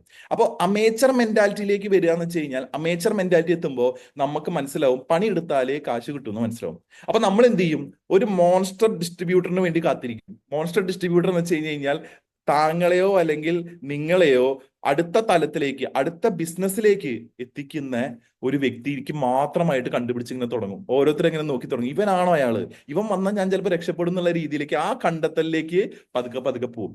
അമേച്ചർ മെന്റാലിറ്റിയിൽ ഇരിക്കുമ്പോൾ നമുക്ക് പല ചിന്തകൾ വരും. പല ചിന്തകൾ വെച്ചാൽ ഒന്നാമത്തതാണ് ടൈമിങ്. ഞാൻ ഈ ബിസിനസ്സിലേക്ക് വന്ന സമയം കറക്റ്റ് ആയിരുന്നു ആവോ, ഞാൻ ഇയാളുടെ കൂടെ പോയ സമയം കറക്റ്റ് ആയിരുന്നു ആവോ എന്നുള്ള ചിന്താഗതി വരും. ടൈമിങ്ങിനെ പറ്റിയിട്ട് അവർ വേവലാതിപ്പെടും. പൊസിഷനിങ്ങിനെ പറ്റിയിട്ട്, ഞാൻ ഇങ്ങരുടെ അവിടെ വന്നത് മോശമായി പോയി, വേറെ എവിടെയെങ്കിലും ആണെങ്കിൽ ഞാൻ രക്ഷപ്പെട്ടു. ഇതൊക്കെ ഈ അമേച്ചർ മെന്റാലിറ്റിയിൽ വരുന്നതാ. വേറെ എവിടെയാണെങ്കിലും നിങ്ങൾ പണിയെടുക്കണം സുഹൃത്തെ. ഇന്ന ആളുടെ അടിയിൽ വന്നു അല്ലെങ്കിൽ ഇന്ന ആളുടെ മേലെ വന്നു എന്നുള്ളതിലല്ല, നമ്മൾ എവിടെ ആയാലും നമ്മൾ പണിയെടുക്കണം. അപ്പൊ ഞാൻ ഇവിടെ വന്നത് ഈ സമയത്ത് വന്നത് മോശമായി, ഞാൻ വേറെ എവിടെയെങ്കിലും ആയിരുന്നെങ്കിൽ ഇതായി. അപ്പൊ ടൈമിങ്, പൊസിഷനിങ്, ഇതിനെ പറ്റിയിട്ടൊക്കെ അവർ ഭയങ്കരമായിട്ട് വേവലാതിപ്പെട്ട് തന്റെ പ്രൊഡക്ഷൻ അവേഴ്സ്, നല്ല രീതിയിൽ പ്രൊഡക്റ്റീവ് ആവാൻ പറ്റുന്ന അവേഴ്സിനെ അവർ കട്ട് ഷോർട്ട് ചെയ്യും. പിന്നെ ഒരു മൈൻഡ് സെറ്റ് ഇവർക്ക് വരുന്നത് ഷോർട്ട് കട്ട്, പെട്ടെന്ന് കുറുക്കു വഴികൾ കണ്ടുപിടിക്കും. എങ്ങനെയാണ് പെട്ടെന്ന് നമുക്ക് വേറെ ഇതിലേക്ക് പോകാൻ പറ്റുക, അടുത്ത ലെവലിലേക്ക് പോകാൻ പറ്റുക. ഇനിയിപ്പോ ഓരോരുത്തരോട് 1 by 1 ആയിട്ട് പറയുന്നത് നല്ലതല്ല. എപ്പോഴും പോയി വർക്ക് ചെയ്യാന്നൊക്കെ ബുദ്ധിമുട്ട്. അപ്പൊ എന്ത് ചെയ്യാം? ആരെങ്കിലും ഒരാളോട് പറഞ്ഞു വെച്ചിട്ടുണ്ടാവുന്ന അവിടുന്ന് അവനെ പിടിച്ച് ഇങ്ങിടാം എന്നുള്ളത്. ഇതൊക്കെ അമേച്ചർ മെന്റാലിറ്റിയാണ്, ഷോർട്ട് കട്ട് അല്ലെ. ഓൾറെഡി ഒരാൾ നല്ല രീതിയിൽ ബിസിനസ് ചെയ്യുന്നുണ്ട്, അവിടെ പറഞ്ഞു വെച്ചാൽ അവനെ പിടിച്ച് ഇങ്ങിടും, വേറെ ടീമിൽ നിന്ന് എടുത്ത് ഇടും, ഇവിടുന്ന് എടുത്ത് അങ്ങോട്ട് പോകും. ഇതൊക്കെ ഷോർട്ട് കട്ടുകളാണ്. ഷോർട്ട് കട്ട് ഇതൊക്കെ ഇവിടെ വരുന്ന അമേച്ചർ മെന്റാലിറ്റി. കാരണം പൂർണ്ണ വളർച്ച എത്തിയിട്ടില്ല അല്ലെ. ഇപ്പൊ കുട്ടികളെ സംബന്ധിച്ച് അവരൊരു 18-20 വയസ്സ് വരെയൊക്കെ അവർ കുറച്ചും കൂടി അമേച്ചറിഷ് ആണ്. അമേച്ചറിഷ് എന്ന് വെച്ച് കഴിഞ്ഞാൽ അവരിൽ ഒരുപാട് തെറ്റുകൾ സംഭവിക്കും. കാരണം ഒന്ന് ആ പ്രായത്തിന്റെ, അപ്പൊ ഈ ബിസിനസ്സിൽ നമ്മൾ കടന്നു വരുമ്പോഴും നമുക്ക് പല ഏരിയ ഉണ്ട് അല്ലെ. ഒന്ന് ചൈൽഡ്ഹുഡ് ഉണ്ട്. ചൈൽഡ്ഹുഡ് എന്ന് വെച്ചാൽ എന്താ, ഒരു ശൈശവ ആ ഒരു ഏരിയ. കാരണം പൂർണ്ണ വളർച്ച എത്തിയിട്ടില്ല. അപ്പൊ അവിടെയാണ് ഞാൻ പറഞ്ഞ പോസർ മെന്റാലിറ്റി വരും അല്ലെ. അമ്മ തന്നു കഴിഞ്ഞാൽ ഞാൻ കഴിക്കാം, അച്ഛൻ ചോറ് കിട്ടി തന്നു കഴിഞ്ഞാൽ ഞാൻ കഴിക്കാം, അച്ഛൻ കൊണ്ടുപോയി കഴിഞ്ഞാൽ ഞാൻ സ്കൂളിൽ പോകും, അങ്ങനെ മെന്റാലിറ്റി. അമേച്ചർ എന്ന് പറയുമ്പോൾ എന്താ, കുറച്ചും കൂടി കൗമാരെത്തുമ്പോൾ എന്താ, കുറച്ച് ധൈര്യമൊക്കെ വരും. ഇനി ഞാൻ കുറച്ച് പയറ്റാൻ പോവാ, കമ്പനിയുടെ സിസ്റ്റം അല്ലാത്ത കുറച്ച് കാര്യങ്ങൾ ഞാൻ ഇനി നോക്കട്ടെ, കമ്പനി ഇങ്ങനെയൊക്കെ പറഞ്ഞാൽ ഞാൻ നേരെ ഓപ്പോസിറ്റ് ചെയ്യുന്നുള്ള മൈൻഡിലാണ് കൗമാരപ്രായം. അത് കഴിഞ്ഞിട്ട് അടുത്തതാണ് എന്താണ്, മെച്യൂരിറ്റി. ആ മെച്യൂരിറ്റിനെ പറയുന്ന പേരാണ് പ്രൊഫഷണൽ. കാരണം എന്താണെന്നറിയോ, ഈ അമേച്ചർ ലെവലിൽ ചെയ്യാൻ പറ്റുന്ന സകല കാര്യങ്ങളും ചെയ്തു നോക്കും, രക്ഷയില്ല. എവിടുന്ന് തുടങ്ങിയോ തിരിച്ച് അവിടെ തന്നെ എത്തി, എവിടുന്ന് തുടങ്ങിയോ തിരിച്ച് അവിടെ തന്നെ എത്തി. അപ്പൊ അവസാനം എന്ത് ചെയ്യും, നമ്മൾ പ്രൊഫഷണൽ ലെവലിലേക്ക് പോകാനുള്ള ഒരു തീരുമാനം എടുക്കും. എന്താണ് പ്രൊഫഷണലിസം? പ്രൊഫഷണലിസം എന്ന് വെച്ച് കഴിഞ്ഞ് കഴിഞ്ഞാൽ എന്റെ ജോലി എന്റേതാണെന്ന് ഉത്തരവാദിത്തോടു കൂടി ചെയ്യുന്നതിനെയാണ് പ്രൊഫഷണലിസം എന്ന് പറയാം. ആരെങ്കിലും അത് നോക്കാൻ വരണമെന്നോ ആരെങ്കിലും അതിനെ സൂപ്പർവൈസ് ചെയ്യാൻ വരണമെന്നോ ഒരു മനോഭാവം ഇല്ല. ആര് വന്നാലും ഇല്ലെങ്കിലും എന്റെ കർത്തവ്യം എന്താണോ കൃത്യമായ സമയത്ത് കൃത്യമായ രീതിയിൽ ഞാൻ ചെയ്ത് ഫലിപ്പിക്കും എന്നുള്ള ഇച്ഛാശക്തിയോടുകൂടി മുന്നോട്ട് പോകുന്നതിനാണ് പ്രൊഫഷണലിസം എന്ന് പറയുക. അവരെന്ത് ചെയ്യും, അവർ ഈ ബിസിനസ്സിൽ വിജയിക്കും. പക്ഷെ ഈ പ്രൊഫഷണലിസം വരണമെങ്കിൽ 3 സത്യങ്ങൾ നമ്മൾ തിരിച്ചറിയണം. മൂന്ന് സത്യങ്ങൾ. ഒന്നാമത്തെ സത്യം എന്ന് വെച്ച് കഴിഞ്ഞാൽ, എന്റെ കമ്പനിയുടെ പ്രൊഡക്റ്റുകൾ മറ്റൊരാൾക്ക് വിൽക്കാൻ പറ്റുന്നുണ്ടെങ്കിൽ, മറ്റൊരാൾക്ക് സെയിൽ ചെയ്യാൻ പറ്റുന്നുണ്ടെങ്കിൽ, മറ്റൊരാൾക്ക് വേറൊരാൾക്ക് കൊടുത്ത് കൺവിൻസ് ചെയ്ത് കൊണ്ടുവരാൻ പറ്റുന്നുണ്ടെങ്കിൽ, എനിക്കത് പറ്റുന്നില്ലെങ്കിൽ അത് പ്രൊഡക്റ്റിന്റെ പ്രശ്നമല്ല, എന്റെ പ്രശ്നം മാത്രമാണ്. കമ്പനി തരുന്ന കോമ്പൻസേഷൻ പ്ലാൻ അനുസരിച്ചിട്ട് ഒരു വ്യക്തിക്ക് 8 ലക്ഷം മേടിക്കാൻ പറ്റുന്നുണ്ട്, ഒരു വ്യക്തിക്ക് 3 ലക്ഷം മേടിക്കാൻ പറ്റുന്നുണ്ട്, ഒരു വ്യക്തിക്ക് 1.5 ലക്ഷം മേടിക്കാൻ പറ്റുന്നുണ്ട്, ഒരു വ്യക്തിക്ക് 1 ലക്ഷം മേടിക്കാൻ പറ്റുന്നുണ്ട്, ഒരു വ്യക്തിക്ക് എന്താ പറയുക 50,000 75,000 ഒക്കെ മേടിക്കാൻ പറ്റുന്നുണ്ടെങ്കിൽ, എനിക്ക് പറ്റുന്നില്ലെങ്കിൽ അതിന്റെ പ്രശ്നം കോമ്പൻസേഷൻ പ്ലാനിന്റെ അല്ല, എന്റേതാണ്. മൂന്നാമത്തെ കാര്യം എന്ന് പറയുന്നത്, നിങ്ങൾ മാത്രമാണ് ഈ സിസ്റ്റത്തിൽ വേരിയബിൾ ആയിട്ടുള്ളൂ എന്നുള്ളത് തിരിച്ചറിയുക. സിസ്റ്റം വേരിയബിൾ അല്ല. എന്താ വേരിയബിൾ? വേരിയബിൾ എന്ന് വെച്ച് കഴിഞ്ഞാൽ അങ്ങോട്ടും ഇങ്ങോട്ടും ചാഞ്ചാടിക്കൊണ്ടിരിക്കും. സിസ്റ്റം കോൺക്രീറ്റ് ആണ്, പ്രൊഡക്റ്റ് കോൺക്രീറ്റ് ആണ്, കോമ്പൻസേഷൻ പ്ലാൻ കോൺക്രീറ്റ് ആണ്. കാരണം അതിൽ വിജയിച്ച ആൾക്കാരെ നമുക്ക് കാണിച്ചു കൊടുക്കാൻ സാധിക്കുന്നുണ്ട്. അപ്പൊ ഒരിക്കലും അത് സിസ്റ്റത്തിന്റെ പ്രശ്നമോ കോമ്പൻസേഷൻ പ്ലാനിന്റെ പ്രശ്നമോ പ്രൊഡക്റ്റിന്റെ പ്രശ്നമല്ല. പിന്നെ ആരുടെ പ്രശ്നം? ഞാൻ എന്ന വ്യക്തിയുടെ പ്രശ്നമാണ്. You are the only variable. ഈ സിസ്റ്റമും ഈ പ്രൊഡക്റ്റും ഈ പ്ലാനും ഒക്കെ നിങ്ങളില്ലെങ്കിലും വർക്ക് ചെയ്യുന്നുള്ള കാര്യം നമ്മൾ തിരിച്ചറിഞ്ഞു കഴിഞ്ഞാൽ വരാവുന്നതേ ഉള്ളൂ പ്രൊഫഷണൽ ലെവലിലേക്ക്. മനസ്സിലാവുന്നുണ്ടോ? നിങ്ങളെന്ന വ്യക്തി ഇല്ലെങ്കിലും ഈ ബിസിനസ് വളരും എന്നുള്ള സത്യം തിരിച്ചറിയുമ്പോഴാണ് നമ്മൾ പ്രൊഫഷണൽ മൈൻഡ് സെറ്റിലേക്ക് മാറുക. കാരണം ഇതിന്റെ ആവശ്യം എനിക്കാണ് എന്നുള്ള മനോഭാവം വരുമ്പോൾ നമ്മൾ പ്രൊഫഷണലി ഇതിനെ ഏറ്റെടുത്ത് ചെയ്തു തുടങ്ങും. അവിടെയാണ് ശരിക്കും നിങ്ങളുടെ ലൈഫിലേക്ക് ഗോ പ്രോ വരുന്നത്. ഗോ പ്രോ എന്ന് വെച്ചാൽ പ്രൊഫഷണൽ ആയിട്ടിരിക്കുക, പ്രൊഫഷണൽ ലെവലിലേക്ക് കാര്യങ്ങളെ കൊണ്ടുപോവുക. ചെറിയ ചെറിയ കുഞ്ഞു കുഞ്ഞു ഡിസ്ട്രാക്ഷൻസിലേക്ക് നമ്മൾ വഴുതി വീഴരുത്. അല്ലെ, ഒരുപാട് പ്രശ്നങ്ങളും പ്രതിസന്ധികൾക്കും ഇടയിലാണ് RCM എന്ന മൂന്നക്ഷരം നമ്മുടെ ജീവിതത്തിലേക്ക് വന്നത്. ഇവിടെ വന്നിട്ടും അതേ പ്രശ്നവും അതേ ദാരിദ്ര്യവും തുടരാനാണ് നമുക്ക് താല്പര്യമെങ്കിൽ this is never a better option for you. അത് പഴയ ജോലിക്കോ അല്ലെങ്കിൽ പഴയ മേഖലയിലേക്കോ തിരിഞ്ഞു പോവാന്നുള്ളത് മാത്രമേ എനിക്ക് പറയാൻ പറ്റൂ. അവിടുത്തെ കഷ്ടപ്പാടും ദുരിതവും ഏൽക്കാൻ പറ്റാത്തതുകൊണ്ടാണ് നമ്മൾ ഇതിലേക്ക് വന്നത്. ഇവിടെ നിന്ന് അതിനെ ഇല്ലാതെ ആക്കാനുള്ള വഴി നമുക്ക് സിസ്റ്റം കാണിച്ചു തരുന്നുണ്ട്, അവസരം നമുക്ക് പ്രൊഡക്റ്റ് തരുന്നുണ്ട്, അതിന്റെ റിവാർഡ് പാരിതോഷികം നമുക്ക് എന്ത് തരുന്നുണ്ട്, കോമ്പൻസേഷൻ പ്ലാൻ തരുന്നുണ്ട്. അപ്പൊ നമ്മൾ എന്ത് വേണം, നമ്മൾ ഈ സത്യം തിരിച്ചറിയണം. പ്രൊഡക്റ്റിന്റെ പ്രശ്നമല്ല, കോമ്പൻസേഷന്റെ പ്രശ്നമല്ല, സിസ്റ്റത്തിന്റെ പ്രശ്നമല്ല, പിന്നെ ആരുടെ പ്രശ്നം? നമ്മുടെ പ്രശ്നം. ഒരു വണ്ടി ചുരം കയറിക്കൊണ്ടിരിക്കുക. ആ വണ്ടിയുടെ ഡ്രൈവർ നല്ല ശ്രദ്ധയോട് കൂടിയിട്ട് ആക്സലേഷൻ ചവിട്ടി പിടിച്ച് ബ്രേക്കും ഒരു കാല് വെച്ചുകൊണ്ട് പതുക്കെ പതുക്കെ, ഒരു ലോഡാണ്, നല്ല ലോഡാ വണ്ടിയിൽ, മരം കൊണ്ടുപോവാ, അതിങ്ങനെ ആ ചുരം കയറിക്കൊണ്ടിരിക്കുകയാണ്. ഈ ചുരം കയറുന്ന സമയത്ത് പെട്ടെന്ന് ബ്രേക്കിന്റെ മേലെ വെച്ച കാലിന്റെ അവിടെ ചെറിയൊരു ചൊറിച്ചിൽ വരും. എന്തോന്ന് കടിച്ചു, ചെറിയൊരു ചൊറിച്ചിൽ വന്നു. ഇദ്ദേഹം ഈ സമയത്ത് അവിടുന്ന് കാലെടുത്ത് എന്ത് സംഭവിക്കും? കാരണം ഇതിങ്ങനെ സമാസമായിട്ട് കൊടുത്തു പോവുക. ഈ സമയത്ത് അവിടുന്ന് കാലെടുത്ത് എന്ത് സംഭവിക്കും? ഇത്ര കയറിയ വണ്ടി ഫുൾ സ്പീഡിൽ ബാക്കിലോട്ട് പോകും. ഇതാണ് പലപ്പോഴും സംഭവിക്കുന്നത്. ഈ കാലുമ വരുന്ന ചൊറിച്ചിൽ എന്ന് പറയുന്നത് ചിലപ്പോൾ മറ്റൊരാള് നിങ്ങളെ കളിയാക്കുന്നതായിരിക്കാം, പരിഹസിക്കുന്നതായിരിക്കാം, കുത്തുന്നതായിരിക്കാം, അല്ലെങ്കിൽ നിങ്ങൾ തന്നെ ചിന്തിച്ചു കൂട്ടുന്നതായിരിക്കാം. നമ്മൾ എന്ത് ചെയ്യും? എവിടെയാണോ പോകേണ്ടത് അവിടെ ഫോക്കസ് ചെയ്യാതെ ചെറുതായിട്ടെന്നാ ശരി, ഇത്ര നേരം ഒന്ന് ചൊറിഞ്ഞിട്ട് തിരിച്ച് ചവിട്ടാന്ന് വിചാരിക്കുമ്പോൾ ആ കാലെടുത്ത ഉടനെ ഒറ്റ ബാക്കിലേക്ക് ഒരു പോക്കാ പോവും. പിന്നെ ആ വണ്ടി തിരിച്ച് ചുരം കയറുമോ? ഇല്ല, കയറില്ല. അതെവിടെ കൊക്കയിൽ എവിടെയെങ്കിലും കിടക്കണ്ടോ? ഇതാണ് സംഭവിക്കുന്നത്. ചെറിയ ചെറിയ പ്രശ്നങ്ങള്, ചെറിയ ചെറിയ പ്രോബ്ലംസിനെ ഇങ്ങനെ നോക്കി നോക്കി നോക്കി അതിനെ വലുതാക്കും. അതിനെ വലുതാക്കി വലുതാക്കി എന്തോ ലക്ഷ്യസ്ഥാനത്ത് നിന്ന് നമ്മൾ പിന്നോട്ട് പോകും. We have to be focused, we have to be professional. ഇതിനൊരു പ്രൊഫഷണൽ ലെവലിലേക്ക് സ്വീകരിക്കാൻ നമ്മൾ പഠിക്കണം. എന്നാലാണ് ഈ ബിസിനസ്സിൽ നമുക്ക് വിജയം ഉണ്ടാവുള്ളൂ. രണ്ട് കാര്യങ്ങളാണ് ഞാൻ പറഞ്ഞത്. ഒന്നാമത്തെ കാര്യം എന്ന് വെച്ച് കഴിഞ്ഞാൽ കുറച്ച് താൽക്കാലികമായിട്ട് കുറച്ച് നാളത്തേക്ക്, ടെമ്പററി ആയിട്ട് കുറച്ച് നാളത്തേക്ക് നിങ്ങളുടെ ഉള്ളിലുള്ള നാണവും മാനവും മടിയും പേടിയും ഒക്കെ മാറ്റി വെക്കണം. ആൾക്കാരിൽ നിന്ന് പല രീതിയിലുള്ള കമന്റുകൾ കേൾക്കാൻ നിങ്ങൾ റെഡി ആയിരിക്കണം. രണ്ടാമത്തെ കാര്യം എന്ന് വെച്ചാൽ നിങ്ങളിത് ചെയ്യുകയാണെങ്കിൽ പ്രൊഫഷണൽ ആയിട്ട് ചെയ്യുക, അല്ലാതെ ചെയ്യരുത്. കാരണം നിങ്ങൾ പ്രൊഫഷണൽ ആയിട്ട് ഇത് ചെയ്തില്ലെങ്കിൽ അതിന്റെ പേരുദോഷം സിസ്റ്റത്തിനാ വരിക, നിങ്ങൾക്കല്ല. ആള് നോക്കി അത് ചെയ്തില്ല. കാരണം എന്താ? ഒരാൾ ഇതിൽ വിജയിച്ചില്ലെങ്കിൽ ആൾക്കാർ അതാ കാണുള്ളൂ. ഇയാള് വിജയിക്കാത്തതിന് കാരണം സിസ്റ്റം ശരിയല്ല, അല്ല, നമ്മൾ ശരിയല്ല എന്നുള്ള കാര്യം നമ്മൾ തിരിച്ചറിയണം. അപ്പൊ അതില് പ്രൊഫഷണൽ തലത്തിൽ നിങ്ങൾ എങ്ങനെ വേണം എന്നുള്ളത് ചെറുതായിട്ടൊന്ന് മനസ്സിലാക്കി തരാൻ വേണ്ടിയിട്ടാണ് ഈ ഒരു ഓൾറെഡി നിങ്ങൾക്ക് അറിയുന്ന കാര്യമാണ്, പുതിയതായിട്ടുള്ളത് ഞാൻ ഒന്നും പറയുന്നില്ല. Professionalism it's not a job you do. നിങ്ങൾ ചെയ്യുന്ന ജോലി അല്ല, അതല്ല അവിടെ factor. It's how you do it. ആ ജോലി നിങ്ങൾ എങ്ങനെ ചെയ്യുന്നു, അതാണ് നിങ്ങളുടെ പ്രൊഫഷണലിസം എന്ന് പറയുന്നത്. അല്ലെ, it's not the job you do. അല്ലെ, ഇപ്പൊ ഞാനൊരു സോഫ്റ്റ്വെയർ എഞ്ചിനീയർ ആണ്. ഞാൻ സോഫ്റ്റ്വെയർ എഞ്ചിനീയർ ആണെങ്കിൽ ഞാൻ ചെയ്യുന്ന ജോലി സോഫ്റ്റ്വെയർ എഞ്ചിനീയർ ആണെന്നുള്ളതല്ല പ്രൊഫഷണലിസത്തിന്റെ ഡെഫിനേഷൻ. ഞാൻ ആ സോഫ്റ്റ്വെയർ എഞ്ചിനീയറിംഗ് ഒരു മേഖലയിൽ ഞാൻ ചെയ്യുന്ന വർക്കിനെ ഞാൻ എങ്ങനെ ചെയ്യുന്നു, ഏറ്റവും എഫക്റ്റീവായിട്ട്, ഏറ്റവും എഫിഷ്യന്റ് ആയിട്ട്, ഏറ്റവും നല്ല രീതിയിൽ റിസൾട്ട് കിട്ടുന്ന രീതിയിലാണോ ഞാൻ ചെയ്യുന്നത് എന്നുള്ളതിനെയാണ് എന്ത് പറയാ, പ്രൊഫഷണലിസം എന്നുള്ളത് പറയാം. അപ്പൊ ആ പ്രൊഫഷണലിസം എത്തണമെങ്കിൽ നമുക്ക് കുറച്ച് ആട്രിബ്യൂട്ട്സ് വേണം, കുറച്ച് ക്വാളിറ്റീസ് വേണം. അതിൽ 6 ക്വാളിറ്റീസ് ആണ് പ്രധാനമായിട്ട് വേണ്ടത് എന്നുള്ളത് ഞാൻ പറയുന്നതല്ല. ലോകത്തിൽ നെറ്റ്വർക്ക് മാർക്കറ്റിംഗ് മേഖലയിലും കോർപ്പറേറ്റ് ലെവലിലും പ്രവർത്തിച്ച് ഉന്നതികളിൽ എത്തിയ വ്യക്തികൾ പറയുന്ന കാര്യമാണ്. അതിൽ അവർ പറയുന്ന ആദ്യത്തെ കാര്യമാണ് സ്പെഷ്യലൈസ്ഡ് നോളേജ് വേണം. ഒരു കാര്യത്തെ പറ്റിയിട്ടുള്ള വ്യക്തമായിട്ടുള്ള ധാരണ, അറിവ് നിങ്ങൾക്ക് വേണം. രണ്ടാമതാണ് കോമ്പിറ്റൻസി, ക്ഷമത, ഒരു കാര്യത്തെ ഏറ്റെടുത്ത് ചെയ്യാനുള്ള ക്ഷമത.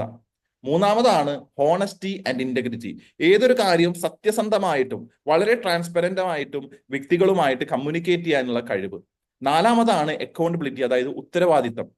അഞ്ചാമതാണ് സെൽഫ് റെഗുലേഷൻ, അവനവനെ തന്നെ മോണിറ്റർ ചെയ്യുക. ഞാൻ ചെയ്യുന്ന കാര്യങ്ങൾ ശരിയാണോ, ഞാൻ ചെയ്യുന്ന കാര്യങ്ങൾ ഫലപ്രദമായിരിക്കുമോ, എന്നെ തന്നെ ഞാൻ ക്ലോസ്ലി മോണിറ്റർ ചെയ്യാം.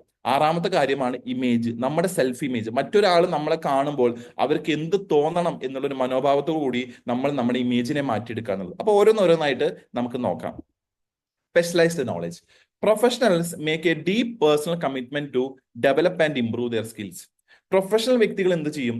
അവരുടെ അറിവിനെ കൂട്ടാൻ വേണ്ടിയിട്ട്, അവരുടെ സ്കില്ലിനെ കൂട്ടാൻ വേണ്ടിയിട്ട് നിരന്തരമായിട്ടുള്ള ഒരു പ്രയത്നം അവരുടെ ഭാഗത്തു നിന്ന് എപ്പോഴും ഉണ്ടായിരിക്കും. ഉദാഹരണം പറഞ്ഞു കഴിഞ്ഞാൽ ഒരു ഡോക്ടർ, അല്ലെ, ഇപ്പൊ ഒരു ഡോക്ടർ നിങ്ങൾ ആലോചിച്ച് നോക്കൂ. അയാള് നിങ്ങളെ ഓപ്പറേറ്റ് ചെയ്യാൻ വരികയാണ്. ഇപ്പൊ ഇവിടെ ഭവ്യ മാഡം ഉണ്ട്, ഭുവനേന്ദ്രൻ സാറൊക്കെ ഉണ്ട്. നിങ്ങൾ ആരെങ്കിലും ഒക്കെ ഒരു ഡോക്ടർ ഓപ്പറേറ്റ് ചെയ്യാൻ വരികയാണ്. വളരെ സീരിയസ് ആയിട്ട് ഒരു ഓപ്പറേഷൻ നടന്നുകൊണ്ടിരിക്കുക.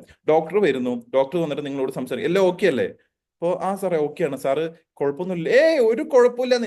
ഇത് നിങ്ങൾ ടെൻഷൻ അടിക്കേണ്ട ആവശ്യമില്ല. ഞാൻ അടിപൊളിയായിട്ട് ഇന്നത്തെ പരിപാടി തീർത്തു തരാം. നിങ്ങളുടെ കാര്യമൊക്കെ ഓക്കെയാണ്. ഞാൻ ഭയങ്കര എക്സൈറ്റഡ് ആണ് നിങ്ങളുടെ കാര്യത്തിൽ എന്ന് പറയുമ്പോൾ ഈ പേഷ്യന്റ് ഡോക്ടറിനോട് ചോദിക്കുകയാണ്, അല്ല ഡോക്ടറെ, ഇത് ഡോക്ടർ ഈ മേഖലയിൽ ഒരുപാട് നാളായല്ലോ, ഈ ഇത്തരത്തിലൊരു സർജറി ഡോക്ടർ മുന്നേ ചെയ്തിട്ടുണ്ട്? ഹേയ്, അത് ഞാൻ ചെയ്തിട്ടില്ല, ഇതെന്റെ ആദ്യത്തെ. അതാ ഞാൻ പറഞ്ഞത് ഭയങ്കര എക്സൈറ്റഡ് ആണ്. ഇങ്ങനെ പറയുന്ന ഒരു ഡോക്ടറിനോട് നിങ്ങൾക്ക് എന്താ പറയാ, സ്നേഹം കൂടുതൽ തോന്നുന്നു അതോ പേടി കൂടുതൽ തോന്നുന്നു? പേടി കൂടുതൽ തോന്നില്ല. അപ്പൊ പാഷൻ മാത്രം ഉണ്ടായിട്ട് കാര്യമില്ല, അതിന്റെ കൂടെ എന്ത് വേണം? സ്കില്ല് വേണം അല്ലെ? സ്കില്ല് കിട്ടണമെങ്കിൽ എന്ത് വേണം? അറിവ് നേടിയെടുക്കണം. ആ അറിവാണ് നമ്മളെ എക്സ്പേർട്ട് ആക്കിയിട്ട് മാറ്റുന്നത്. ശരിക്കും ഒരു കണക്ക് പറയുന്നത് എന്താണെന്ന് വെച്ചാൽ, ഏതൊരു കാര്യത്തെ പറ്റിയിട്ടും നിങ്ങൾ 10,000 മണിക്കൂർ അതിനു വേണ്ടി ഇൻവെസ്റ്റ് ചെയ്യുമ്പോഴാണ് നിങ്ങൾ ഒരു എക്സ്പേർട്ട് ആയിട്ട് മാറുന്നത്. 10,000 മണിക്കൂർ അത് കേൾക്കാനും അത് പറയാനും അത് പ്രാക്ടീസ് ചെയ്യാനും നിങ്ങൾ ഇൻവെസ്റ്റ് ചെയ്യുമ്പോൾ നിങ്ങൾ എന്തായിട്ട് മാറും? നിങ്ങൾ അതിലൊരു എക്സ്പേർട്ട് ആയിട്ട് മാറും. ഇൻഡസ്ട്രി എക്സ്പേർട്ടുകൾ എന്നൊക്കെ നമ്മൾ പറയാറില്ലേ, എക്സ്പേർട്സ് നമ്പർ 1 സൊല്യൂഷൻ എന്നൊക്കെ പറയാറില്ലേ? കാരണം എന്താ? അവർ 10,000 മണിക്കൂർ അതിനെപ്പറ്റി പഠിച്ച് പറഞ്ഞ് പ്രാക്ടീസ് ചെയ്യുമ്പോൾ അവർ എക്സ്പേർട്ട് ആയിട്ട് മാറും. അതായത് ഇപ്പോൾ ഒരു ദിവസം നിങ്ങൾ 4 മണിക്കൂർ ഒരു കാര്യം പഠിക്കാൻ വേണ്ടി ഇൻവെസ്റ്റ് ചെയ്യുകയാണെങ്കിൽ ഒരു 7 കൊല്ലം കൊണ്ട് നിങ്ങൾ എന്താവും? എക്സ്പേർട്ട് ആയിട്ട് മാറും. നമ്മളെ സംബന്ധിച്ച് നമ്മുടെ ഏറ്റവും വലിയ അഡ്വാൻറ്റേജ് എന്താണെന്ന് വെച്ച് കഴിഞ്ഞാൽ, നമ്മുടെ ടീമിൽ എക്സ്പേർട്ടുകളുടെ അളവ് വളരെ കൂടുതലാണ്. നമ്മൾ ഗിരീഷ് സാറിനെ എടുത്തു കഴിഞ്ഞാൽ അദ്ദേഹം 7 കൊല്ലത്തിന് മേലെ ഈ പ്രസ്ഥാനത്തിൽ വർക്ക് ചെയ്യുന്ന വ്യക്തിയാണ്. നമ്മുടെ ഡോക്ടർ രാജൻ സാറിനെ എടുത്തു കഴിഞ്ഞാൽ അദ്ദേഹം 18 കൊല്ലമായിട്ട് ഈ പ്രസ്ഥാനത്തിലുള്ള ഒരു വ്യക്തിയാണ്. മൂർത്തി സാറിനെ എടുത്തു കഴിഞ്ഞാൽ അത്രയും കൊല്ലത്തെ പ്രവർത്തന പാരമ്പര്യം. ഇവരൊക്കെ എക്സ്പേർട്ടാണ്. എങ്ങനെ ഇവർ എക്സ്പേർട്ടായ? ഇവര് കഴിഞ്ഞ 7 കൊല്ലം അവരുടെ 10,000 മണിക്കൂറുകൾ RCM എന്ന പ്രസ്ഥാനത്തെ പറ്റി പഠിച്ച് മനസ്സിലാക്കാൻ വേണ്ടിയിട്ട് അവർ തയ്യാറെടുത്തു. അതിനെയാണ് പ്രൊഫഷണൽ എന്ന് പറയാം. അവരെന്താ? Deep personal commitment. എന്ത് പുതിയ ഉൽപ്പന്നം വന്നാലും, സിസ്റ്റത്തിൽ എന്ത് ഭേദഗതി വന്നാലും, കോമ്പൻസേഷനെ പറ്റി ആയിക്കോട്ടെ, പ്രൊഡക്റ്റുകളെ പറ്റിയിട്ട് ആയിക്കോട്ടെ, സെയിൽസ് ഫാക്ടറിനെ പറ്റിയിട്ട് ആയിക്കോട്ടെ, ഓഫറുകളെ പറ്റിയിട്ട് ആയിക്കോട്ടെ, ഡീപ്പ് കമ്മിറ്റ്മെന്റ്, പഠിച്ചെടുക്കാനുള്ള ഡീപ്പ് ആയിട്ടുള്ള ഒരു കമ്മിറ്റ്മെന്റ്. അതുകൊണ്ടാണ് എന്തായിട്ട് മാറിയത്? അവര് എക്സ്പേർട്ടുകളായിട്ട് മാറിയത്. ഒരു ഡോക്ടറിനെ സംബന്ധിച്ച് നല്ലൊരു ഡോക്ടറായി മാറണമെങ്കിൽ അയാൾക്ക് ആ മേഖലയിൽ അത്രയും സ്പെഷ്യലൈസ്ഡ് ആയിട്ടുള്ള നോളേജ് വേണം. നമ്മൾ കണ്ടില്ലേ, ഹാർട്ട് സർജൻ, കിഡ്നി സ്പെഷ്യലിസ്റ്റ്, എന്താ പറയുക, സ്കിൻ സ്പെഷ്യലിസ്റ്റ് എന്നൊക്കെ പറഞ്ഞു. കാരണം അതിൽ അവർ സ്പെഷ്യലൈസ്ഡ് ആവുകയാണ് അല്ലെ? ഒരു പൈലറ്റ് എത്രയോ മണിക്കൂറുകൾ അവർ ഗ്രൗണ്ട് ലെവലിൽ പ്രാക്ടീസ് ചെയ്തിട്ടാണ് അവർ ടേക്ക് ഓഫിലേക്ക് എത്തുന്നത്. അതും എത്രയോ മണിക്കൂറുകൾ അവർ പ്രാക്ടീസ് ചെയ്യണം, എന്നാലാണ് നല്ലൊരു പൈലറ്റ് ആയിട്ട് മാറുക. ലോയർ അല്ലെ? എത്ര കോർട്ടുകളിൽ എത്ര ചെറിയ ചെറിയ കേസുകൾ വാദിച്ച് വേണം അവര് ആ തലത്തിലേക്ക് അറിയപ്പെടുന്ന ഒരു വക്കീലായിട്ട് മാറുക. ഇതൊക്കെ സ്പെഷ്യലൈസ്ഡ് നോളേജ് ആണ്. ഇപ്പൊ ഒരു പ്ലംബർ ആയിക്കോട്ടെ, ഒരു മെക്കാനിക് ആയിക്കോട്ടെ, ഒരു ഇലക്ട്രീഷ്യൻ ആയിക്കോട്ടെ, ഇവരെ സംബന്ധിച്ച് നമുക്ക് കാണാൻ പറ്റാത്തൊരു കാര്യം ഇവർ കാണും അല്ലെ? നമ്മൾ നോക്കുമ്പോൾ പൈപ്പ് 4 വട്ടം ഇങ്ങോട്ട് തിരിക്കും, 4 വട്ടം അങ്ങോട്ട് തിരിക്കും, നോക്കുമ്പോൾ വെള്ളം വരുന്നില്ല. എന്താ പ്രശ്നം എന്ന് നമുക്ക് മനസ്സിലാവുന്നില്ല. ഇവര് വന്ന ഒറ്റ നോട്ടത്തിൽ ഇവർ പറയും ഇവിടെ എന്തോ തടഞ്ഞു കിടക്കുന്നുണ്ട്, അതുകൊണ്ടാണെന്നുള്ളത്. ഒരു ഇലക്ട്രീഷ്യൻ വരികയാണെങ്കിൽ അവർ നോക്കാം ഇവിടെ ഇത് ഫ്യൂസ് ആയിട്ടുണ്ടോ, അതായിരിക്കുന്നുണ്ട്. കാരണം അവർക്ക് പ്രശ്നം കാണേണ്ട ആവശ്യമില്ല, അവർക്ക് അറിയാം ഇതാവാനാണ് പോസിബിൾ ചാൻസ്. ബിക്കോസ് അവർ ആ മേഖലയിൽ അത്രയും എക്സ്പേർട്ടാണ്. സോ നമ്മൾ ഈ ബിസിനസ്സിൽ പ്രൊഫഷണൽ ആവണമെങ്കിൽ നമുക്ക് എന്ത് വേണം? ഇത്തരത്തിലെ അറിവുകൾ വേണം, സ്പെഷ്യലൈസ്ഡ് നോളേജ്. RCM എന്ന സിസ്റ്റത്തെ പറ്റിയിട്ടുള്ള കറക്റ്റ് ആയിട്ടുള്ള ഗ്രാസ്പ് നമുക്ക് വേണം. ഇതിന്റെ സാധ്യത എന്താണ്, ഇതിന്റെ വളർച്ച എന്താണ്, ഇതിന്റെ പ്രൊഡക്റ്റ് റേഞ്ചുകൾ എന്താണ്, ഇതിന്റെ കോമ്പൻസേഷൻ പ്ലാൻ എന്താണ്, ഇതിന്റെ മാർക്കറ്റിംഗ് പ്ലാൻ എന്താണ്, ഇത് ട്രഡീഷണൽ മാർക്കറ്റിൽ നിന്ന് എങ്ങനെ വ്യത്യാസമാവുന്നു എന്നുള്ള വ്യക്തമായിട്ടുള്ള എന്ത് വേണം? ധാരണ നിങ്ങൾ ഓരോരുത്തർക്കും വേണം. എന്നാലാണ് നമ്മൾ ഇതിൽ പ്രൊഫഷണൽ ആയിട്ട് മാറുള്ളൂ. ഒരിക്കൽ ഞാൻ വളരെ ഫേമസ് ആയിട്ട്, വളരെ എന്താ പറയാ, ഏറ്റവും കൂടുതൽ ഞാൻ വായിച്ചൊരു പുസ്തകമാണ് ഷെർലോക്ക് ഹോംസ്. ഒരു കുറ്റാന്വേഷകനായിരുന്നു. അദ്ദേഹത്തിന്റെ ഒരു സുഹൃത്ത് അദ്ദേഹത്തിനോട് ചോദിക്കുന്നുണ്ട്, നിങ്ങൾ ഇത്രയും വലിയ കുറ്റങ്ങളൊക്കെ എന്താ പറയാ സോൾവ് ചെയ്യുന്ന ഒരു വ്യക്തിയാണ്, കുറ്റങ്ങളൊക്കെ എന്താ പറയാ നിഷ്പ്രഭം ആയിട്ട്, അത് നിസ്സാര സമയം കൊണ്ട് തന്നെ നിങ്ങൾ അത് സോൾവ് ചെയ്യുന്ന ഒരു വ്യക്തിയായിട്ടും ഈ ഭൂമി ഈ ഭൂമി സൂര്യന് ചുറ്റുമാണ് കറങ്ങുന്നതെന്ന് ഒരു ബേസിക് കാര്യം പോലും നിങ്ങൾക്ക് അറിയാതെ നിങ്ങൾ എങ്ങനെയാണ് ഒരു കുറ്റാന്വേഷകനായി എന്നുള്ളതാണ് ആള് ചോദിച്ചത്. അപ്പോ ആള് പറഞ്ഞ കാര്യം, സൂര്യൻ ഭൂമിക്ക് ചുറ്റും കറങ്ങിയാലും ഭൂമി സൂര്യന് ചുറ്റും കറങ്ങിയാലും ഇത് എന്റെ മേഖലയെ ബാധിക്കുന്ന കാര്യമല്ല. ഞാൻ ഈ മേഖലയിൽ ഇത്രയും അറിവും കഴിവും സമ്പന്നവുമായ ഒരു വ്യക്തിയായിട്ട് മാറിയത് എന്റെ മേഖല എന്താണോ അത് തിരിച്ചറിഞ്ഞ് അതിൽ എന്റെ സമയവും എന്റെ കഴിവും ഇൻവെസ്റ്റ് ചെയ്തപ്പോഴാണ്.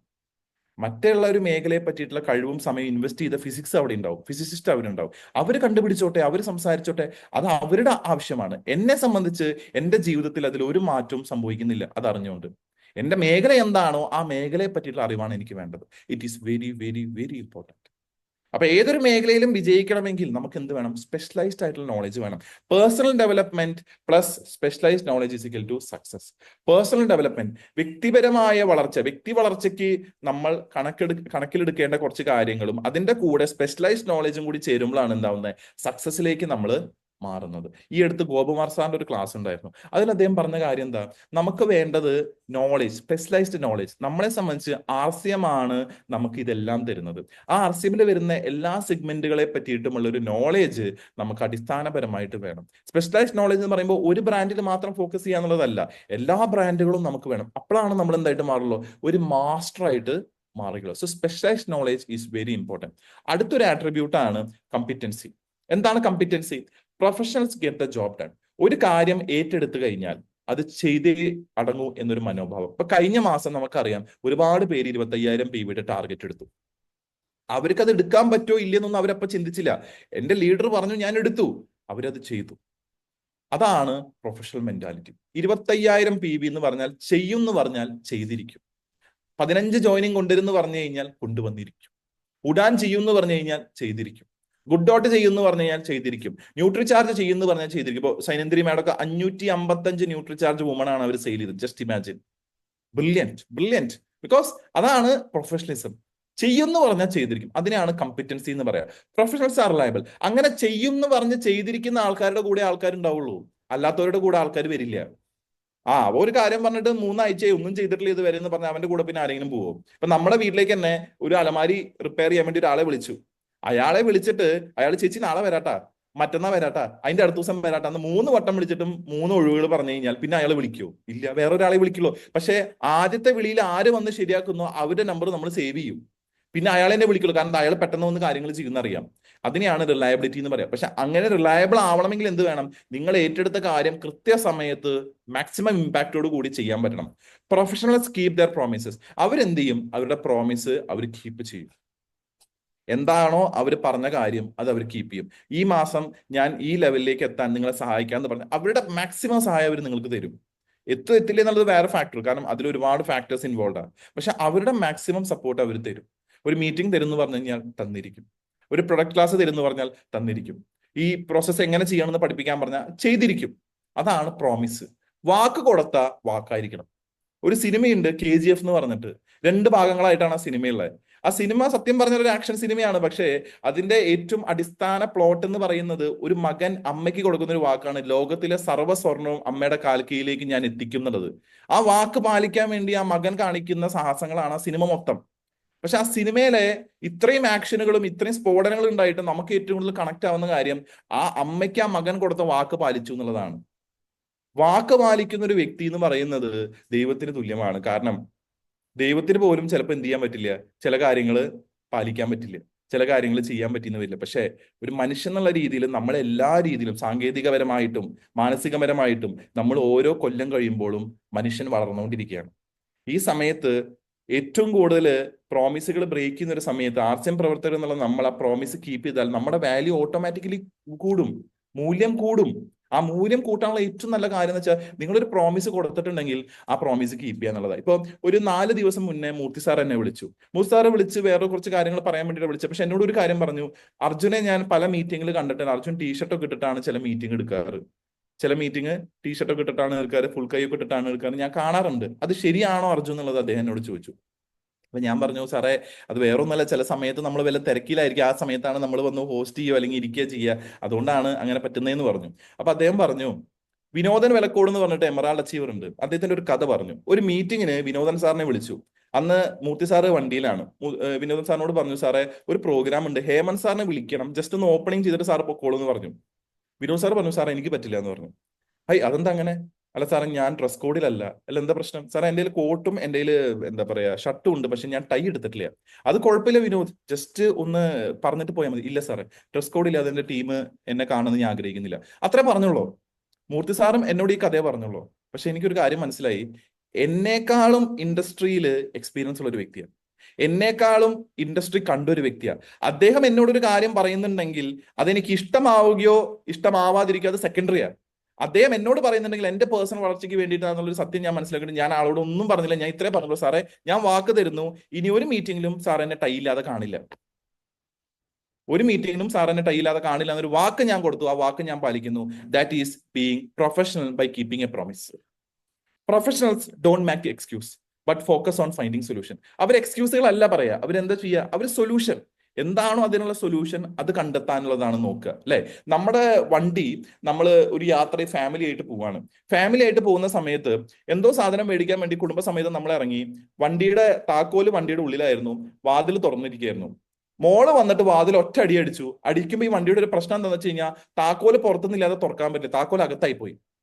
ഈ സമയത്ത് എന്തായി, വണ്ടി ഒരു സൈഡിൽ നിന്നും തുറക്കാൻ പറ്റുന്നില്ല. നമ്മളാണെങ്കിൽ അറിയാത്തൊരു സ്ഥലത്ത് പെട്ട് കിടക്കുക. ഈ സമയത്ത് രണ്ട് കാര്യങ്ങൾ ചെയ്യാം. ഒന്നില്ലെങ്കിൽ എന്റെ മകളോട് എനിക്ക് എന്ത് ചെയ്യാം, ചീത്ത പറയാം. നീ കാരണമാണ് ഇത് സംഭവിച്ചതെന്ന് പറഞ്ഞ് 1.5 മണിക്കൂർ എനിക്ക് ആ മകളിനോട് ചീത്ത പറയാം. പക്ഷെ അതുകൊണ്ട് ഒറ്റ കാര്യം സംഭവിക്കുള്ളൂ, ആ മകൾക്ക് എന്നോട് വിദ്വേഷം ഉണ്ടാവും. But at the same time ഞാൻ പറയാണ്, നോ പ്രോബ്ലം, സംഭവിക്കാം, ആർക്കായാലും സംഭവിക്കാം. ഇപ്പൊ വേണമെന്ന് വെച്ച ഒരാൾ വാതിലടക്കില്ലല്ലോ, നോ പ്രോബ്ലം. അതിന്റെ സൊല്യൂഷനാണ് നമ്മൾ കണ്ടെത്തേണ്ടത്. ആ കമ്പനിയുടെ സർവീസ് സെന്ററിലേക്ക് വിളിച്ച് ഒരു വണ്ടി ഇങ്ങോട്ടേക്ക് അയക്കാൻ പറ്റും, അല്ലെങ്കിൽ ഒരു വ്യക്തിനെ ഇങ്ങോട്ടേക്ക് അയക്കാൻ പറ്റും എന്നുള്ളതാണ് സൊല്യൂഷൻ. ആ സൊല്യൂഷൻ കണ്ടെത്തിയാൽ മതി. പക്ഷെ നമ്മൾ we are so determined on the problem വന്നാൽ പ്രോബ്ലത്തുമ്പോൾ തന്നെ ഇരുന്ന് അതിനെ ഡിസ്കസ് ചെയ്ത് അത് അടുത്ത പ്രോബ്ലം ആക്കിയിട്ട് മാറ്റും. We have to find solution. അതിനാണ് TCG എല്ലാ മാസവും 7-ാം തീയതിക്കുള്ളിൽ കാശ് അയച്ചിരുന്നത്, സൊല്യൂഷൻ കണ്ടുപിടിക്കാൻ വേണ്ടി. പ്രോബ്ലം പറയാനാണെങ്കിൽ നമ്മൾ വേണം. ഈ അയൽവക്കത്ത് ചായക്കടയിൽ 3-4 പേര് അവിടെ രാവിലെ ഇരുന്ന് തൊട്ട് ലോകത്തിലെ സകല പ്രശ്നങ്ങൾ അവർ പറയുന്നുണ്ട്, അവര് പോരെ, നമ്മൾ ചെയ്യേണ്ട ആവശ്യമുണ്ടാ? നമ്മൾ എന്തുകൊണ്ടാണ് അവരിൽ നിന്ന് വ്യത്യസ്തമായിട്ട് മാറുന്നത്? നമ്മളെ കൊണ്ടുവന്നത് എന്തിനു വേണ്ടിയിട്ട്? പ്രോബ്ലം സോൾവ് ചെയ്യാൻ വേണ്ടിയിട്ടാണ്. നമ്മുടെ പ്രോബ്ലം, നമ്മുടെ ടീമിൽ വരുന്ന ആൾക്കാരുടെ പ്രോബ്ലം, അവരുടെ ജീവിതത്തിൽ വന്ന പ്രോബ്ലം, ഇതൊന്നും അവർക്ക് വീണ്ടും വരാതിരിക്കാൻ വേണ്ടിയിട്ടാണ് നമ്മൾ ഈ സിസ്റ്റത്തിലേക്ക് വരുന്നത്. ഇവിടെ വന്നിട്ട് ഈ പ്രോബ്ലത്തെ പറ്റി ചർച്ച ചെയ്യാനാണെങ്കിൽ പിന്നെ എന്തിനാ? ഞാൻ എല്ലാ ക്ലാസ്സുകളിലും പറയാറുണ്ട്, ഞാൻ ഏറ്റവും കൂടുതൽ ഒരു പ്രോബ്ലം സോൾവിങ് മെന്റാലിറ്റിയിൽ കണ്ടൊരു വ്യക്തിയാണ് നമ്മുടെ മൂർത്തി സാർ. എന്ത് പ്രശ്നം വന്നാലും അതിലൊരു ഓപ്പർച്യൂണിറ്റി അദ്ദേഹത്തിന് കാണാൻ സാധിക്കുന്നു എന്നുള്ളതാണ് വലിയ അത്ഭുതമായിട്ട് എനിക്ക് തോന്നി. വലിയ അത്ഭുതം. നമ്മള് ഡിപ്പോയില് സാറേ ഇന്ന പ്രൊഡക്റ്റ് വരുന്നില്ല, സ്റ്റോക്ക് വരുന്നില്ല എന്ന് പറഞ്ഞാൽ അദ്ദേഹം ആദ്യം പറയുന്ന കാര്യം, അത് നല്ലതല്ല അർജുൻ, സ്റ്റോക്ക് കെട്ടിക്കിടക്കുന്നുണ്ടെങ്കിലല്ലേ നമുക്ക് വിഷമം വേണ്ടോ? സ്റ്റോക്ക് അവിടെ ഇത്രയും ഉണ്ടെങ്കിൽ അത് നല്ല കാര്യമല്ലേ, വരാതിരിക്കുകയാണെങ്കിൽ നല്ല കാര്യമല്ലേ, കാരണം അതിന്റെ അർത്ഥം ആൾക്കാർക്ക് അത്രയും ഡിമാൻഡ് ഉണ്ട് എന്നുള്ളതല്ലേ. അപ്പൊ നമ്മൾ ഒരിക്കലും ചിന്തിക്കാത്ത തലത്തിൽ നിന്നാണ് അദ്ദേഹം ചിന്തിക്കുന്നത്. വൈ?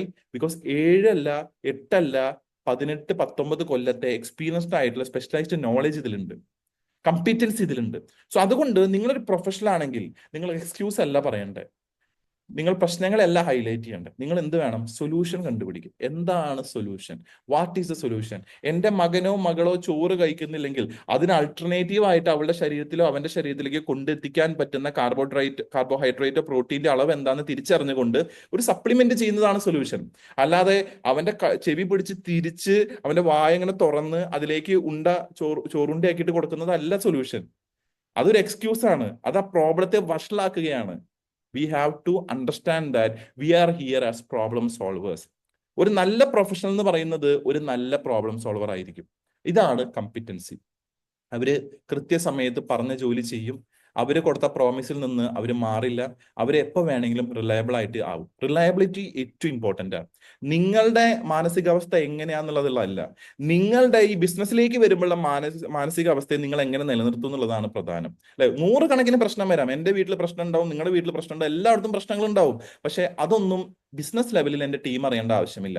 എന്നെ ബാധിക്കുന്ന പ്രശ്നങ്ങൾ എന്നെ ടീം അറിയേണ്ട ആവശ്യമില്ല. അവരെ സംബന്ധിച്ച് ഞാൻ അവർക്ക് 24/7 അവൈലബിൾ ആയിരിക്കണം.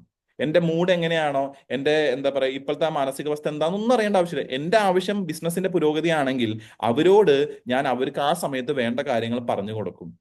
ഒരു പ്രശ്നമുണ്ടായി, ഞാൻ 2 ദിവസം വീട്ടിൽ അടച്ചിട്ടിരുന്നു. ആർക്ക് പോയി? അവനവന് പോയി. 2 ദിവസം കഴിഞ്ഞ് ഞാൻ വീണ്ടും ആക്റ്റീവായി. 3-ാമത്തെ ദിവസം ഞാൻ വീണ്ടും വീട്ടിൽ അടച്ചിരുന്നു. ഇതിങ്ങനെ പോയിക്കൊണ്ടിരിക്കുമ്പോ കൂടെ വരുന്ന ആൾക്കാർക്ക് തോന്നുന്നത് എന്താ, അയ്യാനെ വിശ്വസിക്കാൻ പറ്റില്ല, ഇന്ന് ഇവിടെ ഉണ്ടാവും നാളെ ഇവിടെ ഉണ്ടാവില്ല, നാളെ വരാന്ന് പറയും വരില്ല. That is unreliability. അവരുടെ കൂടെ ആൾക്കാർ നിൽക്കില്ല. So we have to be competency. And അടുത്തതാണ് honesty and integrity. Very very important.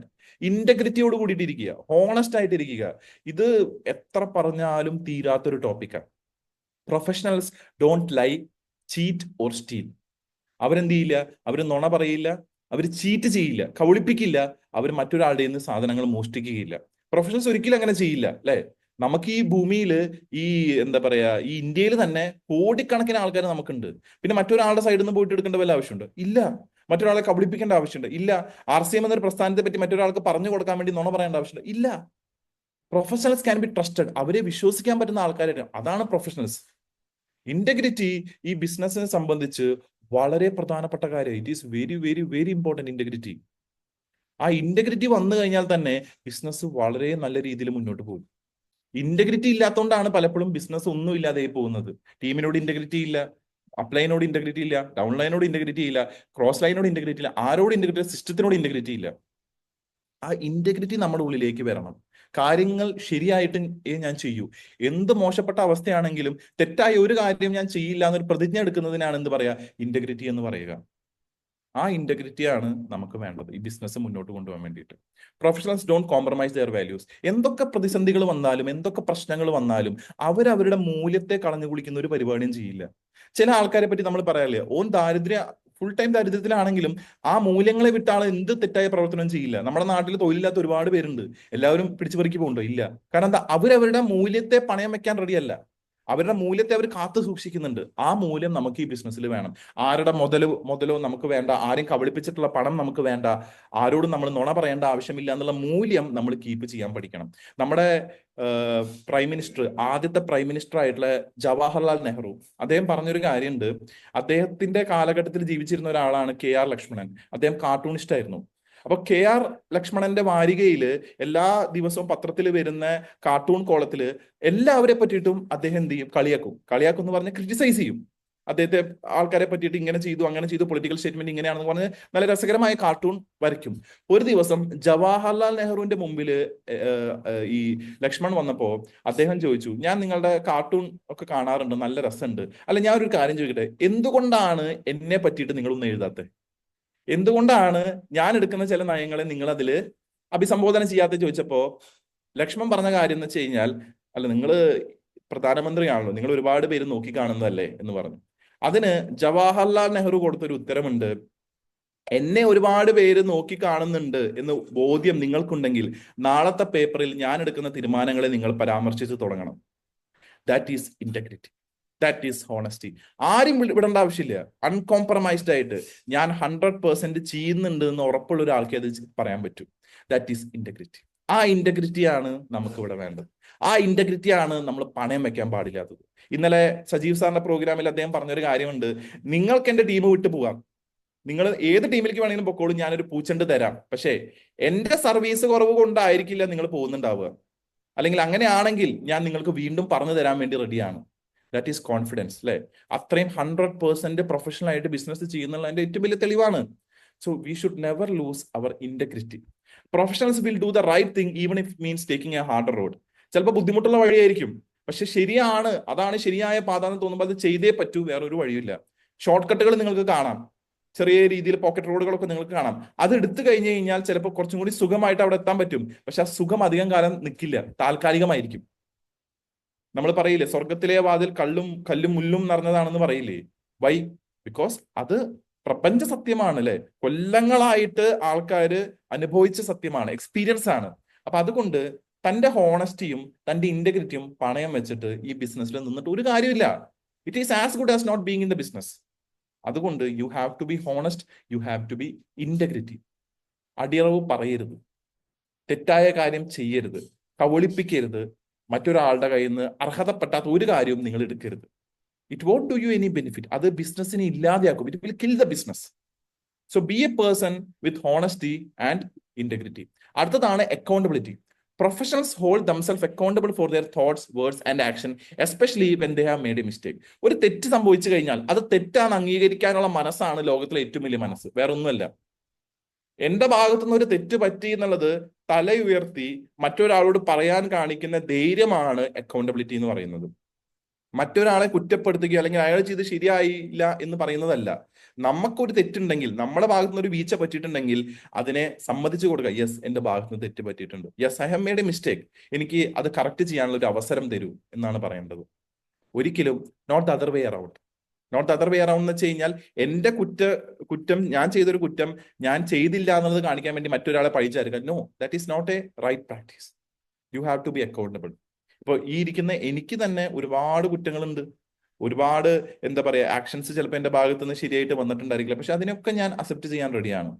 ഒരു ലീഡർ എന്നുള്ള ഒരു നിലയിലേക്ക് എത്തണമെങ്കിൽ എൻ്റെ ഉള്ളിലുള്ള ചില കാര്യങ്ങളെ മാറ്റണം എന്നുള്ളത് എനിക്ക് നന്നായിട്ട് അറിയാം. Very self aware about that.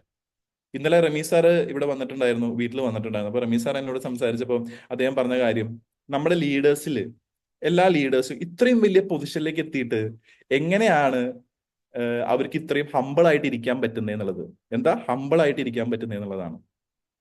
അപ്പൊ ഞാൻ ഒറ്റ കാര്യം പറഞ്ഞുള്ളൂ, നമ്മൾ നേടുന്ന പൊസിഷൻ മെയിൻറ്റെയിൻ ആവാം, മെയിൻറ്റെയിൻ ആവാതിരിക്കാം, മെയിൻറ്റെയിൻ ആവാം, മെയിൻറ്റെയിൻ ആവാതിരിക്കാം. ആ സത്യം നമ്മൾ തിരിച്ചറിയണം, അല്ലെ? പൊസിഷൻ മെയിൻറ്റെയിൻ ആവാം, മെയിൻറ്റെയിൻ. പക്ഷെ നമ്മൾ എന്തിനാണോ വന്നത് ആ പ്രൈമറി ഗോൾ നമ്മുടെ ഉള്ളിലുണ്ടെങ്കിൽ, ആ ഫോക്കസ് നമ്മുടെ ഉള്ളിലുണ്ടെങ്കിൽ, we have to understand that നമ്മളിൽ മാറ്റങ്ങൾ ഇനിയും വരുത്താനുള്ള സത്യം തിരിച്ചറിയുമ്പോഴാണ് ഒരു വ്യക്തി ഹമ്പിൾ ആയിട്ട് മാറുന്നത്, അല്ലെ? ഇപ്പൊ മൂർത്തി സാറ് ഏറ്റവും ഡെപ്തിൽ ഒരാളുടെ പേര് വരെ അദ്ദേഹത്തിന് അറിയണമെങ്കിൽ, ബിക്കോസ് ഹീസ് അക്കൗണ്ടബിൾ. ഇത് എന്റെ ബിസിനസ് ആണെന്നുള്ള ഒരു മൈൻഡ് സെറ്റോട് കൂടിയിട്ടാണ് അദ്ദേഹം മുന്നോട്ട് പോകുന്നത്.